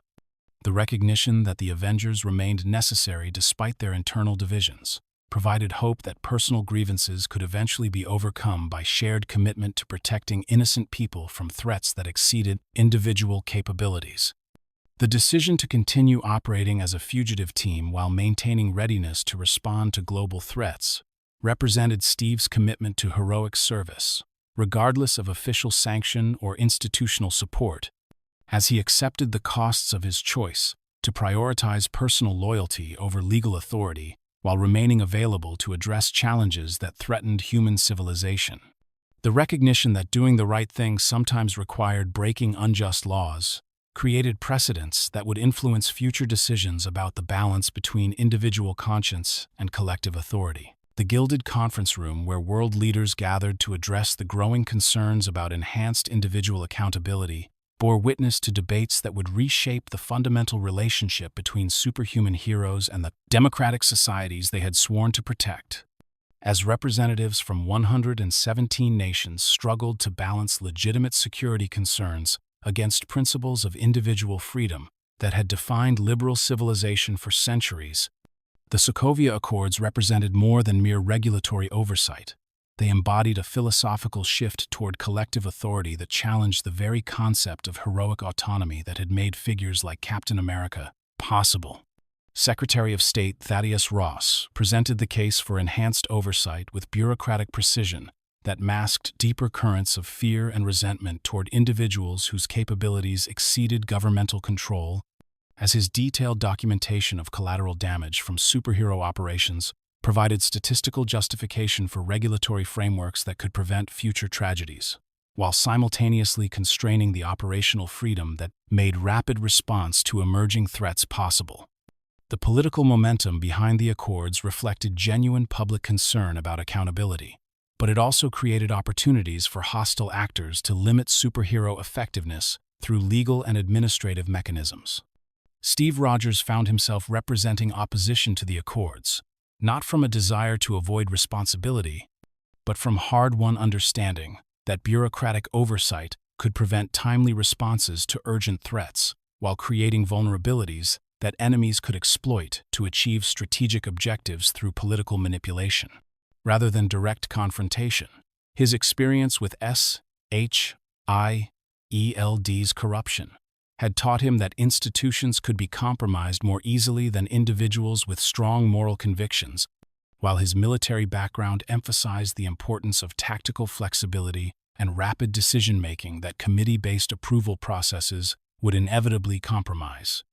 Tony Stark's support for the Accords reflected his personal guilt over the unintended consequences of his technological innovations and superhero activities, as the destruction of Sokovia and the deaths of innocent people weighed heavily on his conscience, while his engineering background made him appreciate the value of systematic oversight and quality control mechanisms.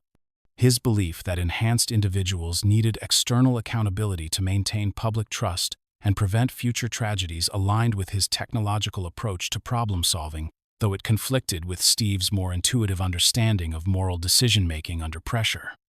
The philosophical divide that separated the two leaders reflected broader tensions between different approaches to heroic responsibility, as Tony's emphasis on technological solutions and institutional frameworks competed with Steve's belief in individual moral judgment and personal accountability that could not be delegated to external authorities.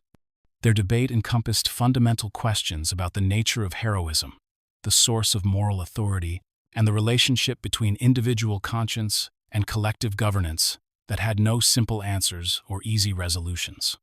Natasha Romanoff's support for the Accords reflected her pragmatic understanding of political realities and her belief that adaptation to changing circumstances represented tactical wisdom rather than moral compromise, as her espionage background had taught her that working within existing systems often provided more opportunities for positive influence than principled opposition that resulted in complete exclusion from decision-making processes.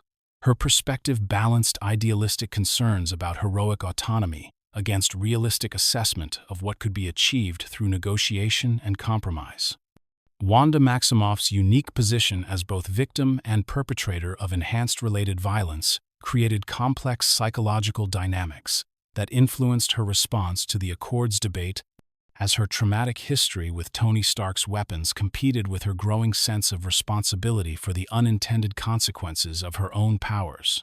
The public fear and resentment that her abilities generated reflected broader societal anxiety about individuals whose capabilities could not be controlled through conventional means, making her a symbol of both the need for oversight and the dangers of persecution based on capability rather than intent.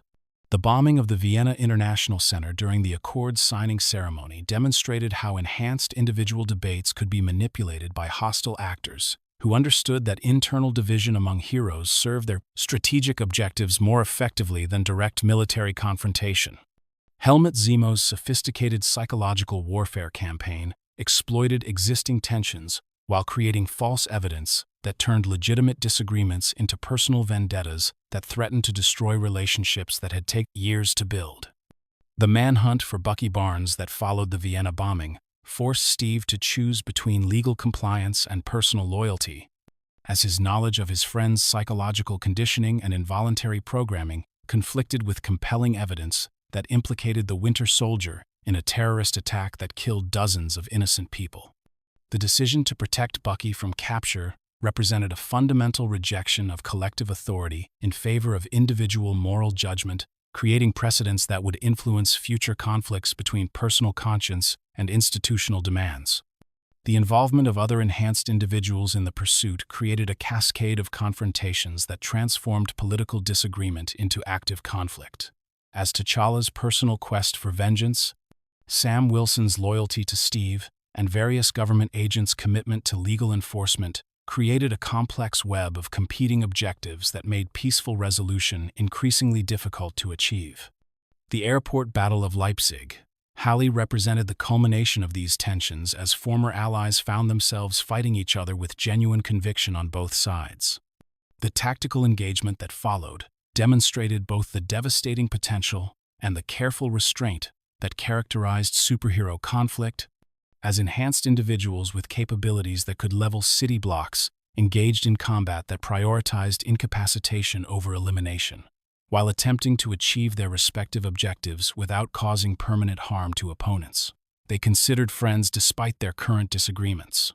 The psychological complexity of fighting people they cared about added emotional dimensions to tactical calculations that made the engagement as much about testing relationships as determining military outcomes. Steve's team's coordination during the airport battle reflected years of training and operational experience that allowed them to function effectively, despite being outnumbered and technically outgunned by opponents who possessed superior resources and legal authority. The improvised tactics that combined individual capabilities into coherent strategic approaches demonstrated leadership skills that transcended formal command structures, while proving that moral conviction could provide motivation that rivaled institutional backing. Tony's team's tactical advantages in terms of technology and official support were partially offset by their moral uncertainty about pursuing former friends and allies, creating hesitation and internal conflicts that prevented them from utilizing their full capabilities, while maintaining hope that the situation could be resolved through negotiation rather than decisive victory. The recognition that they were fighting people they respected and cared about influenced tactical decisions in ways that conventional military doctrine could not account for.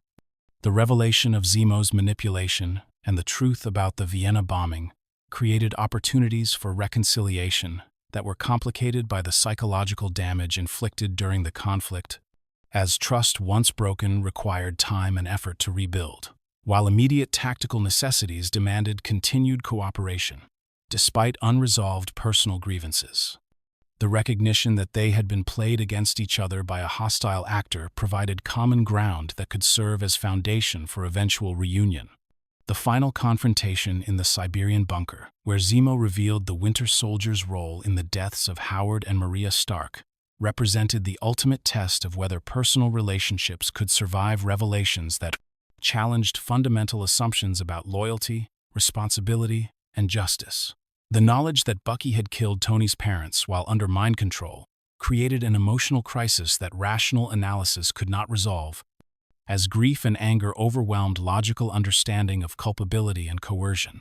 The three-way battle that erupted from Tony's discovery tested every aspect of Steve's tactical abilities and moral convictions as he attempted to protect his friend while preventing a good man from becoming something he would regret, creating a combat situation where victory and defeat became meaningless concepts compared to the relationships that were being damaged or destroyed by each exchange of blows. The intensity of the conflict reflected the emotional stakes involved, rather than mere tactical considerations. Steve's final decision to abandon his shield while protecting Bucky represented a symbolic rejection of his official status in favor of personal loyalty that transcended institutional authority. As the symbol that had defined Captain America became an obstacle to protecting someone he believed deserved redemption rather than punishment.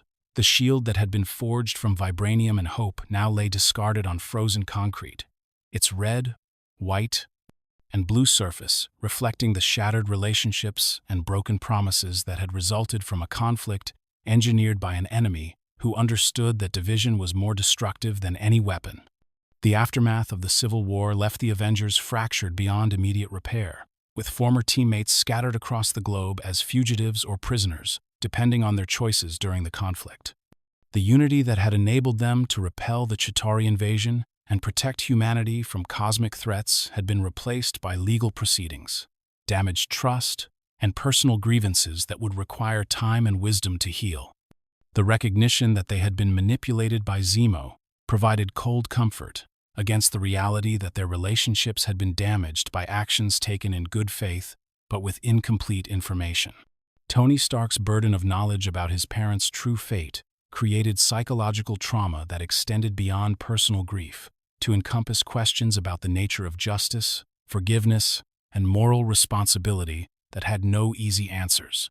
The understanding that Bucky Barnes had been an unwilling instrument of murder, while under mind control, challenged conventional notions of culpability, while providing no relief for the emotional pain of loss that demanded someone to blame. The intellectual recognition of coercion and conditioning could not fully satisfy the heart's need for accountability and closure. Steve Rogers' choice to operate outside legal authority while maintaining his commitment to protecting innocent people created a new paradigm for heroic service that prioritized moral conviction over institutional approval, accepting the costs of fugitive status in exchange for the freedom to respond to threats according to his conscience rather than committee decisions. The secret Avengers that emerged from this choice represented a return to the underground resistance model that had characterized his early service, though the stakes and complexity of modern threats required greater resources and coordination than his wartime operations had demanded. The letter that Steve sent to Tony attempted to bridge the gap between their philosophical differences while maintaining hope for future cooperation, acknowledging the validity of concerns about accountability while explaining the moral principles that had guided his actions during their conflict. The recognition that the Avengers would eventually be needed again, despite their current divisions, provided a foundation for potential reconciliation that could transcend personal grievances if the threat to human civilization proved sufficiently urgent and overwhelming. The global political consequences of the Civil War extended far beyond the immediate participants to influence international relations and domestic policies regarding enhanced individuals, as governments around the world struggled to balance security concerns against human rights considerations, while developing frameworks that could address capabilities that transcended conventional legal and enforcement mechanisms. The precedents established during the conflict would influence future generations of enhanced individuals and the societies that had to coexist with their presence. The prison facilities designed to contain enhanced individuals who had violated the Accords represented a new category of correctional institution that reflected both the legitimate security concerns posed by superhuman capabilities and the potential for abuse inherent in any system that classified people according to their abilities rather than their actions. The ethical implications of indefinite detention without trial for individuals whose only crime had been possessing extraordinary capabilities created legal and moral challenges that existing judicial systems were not equipped to address. The psychological impact on enhanced individuals who found themselves classified as potential threats rather than protectors reflected the broader social transformation that had occurred, as public opinion shifted from gratitude to suspicion regarding those who possessed abilities that could not be controlled through conventional means. The heroes who had once been celebrated as saviors discovered that their capabilities were increasingly viewed as dangers that required regulation and oversight, rather than resources that could benefit humanity. Helmut Zemo's successful manipulation of the Avengers demonstrated the vulnerability of even the most powerful individuals to psychological warfare that exploited their personal relationships and moral convictions, proving that intellectual cunning and emotional manipulation could achieve strategic objectives that conventional military force could never accomplish. His patient planning and deep understanding of human nature allowed him to turn the heroes' greatest strengths, their loyalty to each other and their commitment to doing what they believed was right, into weapons that could be used against them. The recognition that the Civil War had been engineered by an external enemy provided some comfort to those who had participated in the conflict, but it could not undo the damage that had been inflicted on relationships and institutions that had taken years to build. The trust that had enabled the Avengers to function as an effective team required rebuilding from the ground up, while the legal and political frameworks that governed enhanced individual operations needed fundamental revision to address the vulnerabilities that Zemo had exploited. The international implications of the Accords controversy influenced diplomatic relationships and security arrangements around the globe, as nations struggled to develop coordinated responses to threats that could manifest anywhere without warning, while respecting sovereignty and human rights principles that complicated multilateral enforcement efforts. The balance between collective security and individual freedom that had always challenged democratic societies became even more complex when some individuals possessed capabilities that exceeded governmental control. The underground network that emerged to support enhanced individuals who operated outside legal authority represented a new form of resistance movement that combined traditional civil disobedience with technological sophistication and superhuman capabilities, creating challenges for law enforcement and intelligence services that had no historical precedent for addressing. The moral authority claimed by those who violated unjust laws while maintaining commitment to protecting innocent people created public relations challenges that complicated governmental efforts to maintain order and legitimacy. The psychological toll on enhanced individuals who found themselves classified as criminals for acting according to their moral convictions reflected broader questions about the relationship between individual conscience and collective authority that had challenged philosophers and political theorists for centuries. The unique circumstances created by superhuman capabilities added new dimensions to ancient debates about civil disobedience, moral responsibility, and the limits of governmental authority over individual action. The media coverage of the Civil War influenced public perception of enhanced individuals and their role in society, as journalists and commentators struggled to explain complex moral and legal issues to audiences who lacked the context and experience necessary to understand the full implications of the conflict. The simplification required for mass communication often distorted the nuances of the situation while reinforcing existing prejudices and assumptions about power, responsibility, and heroism. The long-term consequences of the Civil War would extend far beyond the immediate participants to influence how future generations understood the relationship between individual capability and social responsibility, as the precedents established during the conflict created frameworks that would guide legal, political, and moral responses to enhanced individuals for decades to come. The choices made during those crucial months would echo through history, as humanity struggled to adapt its institutions and values to the reality of superhuman capabilities that could not be controlled through conventional means. The recognition that division among heroes served their enemies' interests more effectively than any direct attack provided painful lessons about the importance of maintaining unity despite philosophical differences, while the understanding that manipulation could exploit even the strongest relationships created awareness of vulnerabilities that would require constant vigilance to address. The boy from Brooklyn, who had wanted nothing more than to stand up to bullies, had learned that the most dangerous bullies were those who could turn heroes against each other without ever entering the battlefield themselves.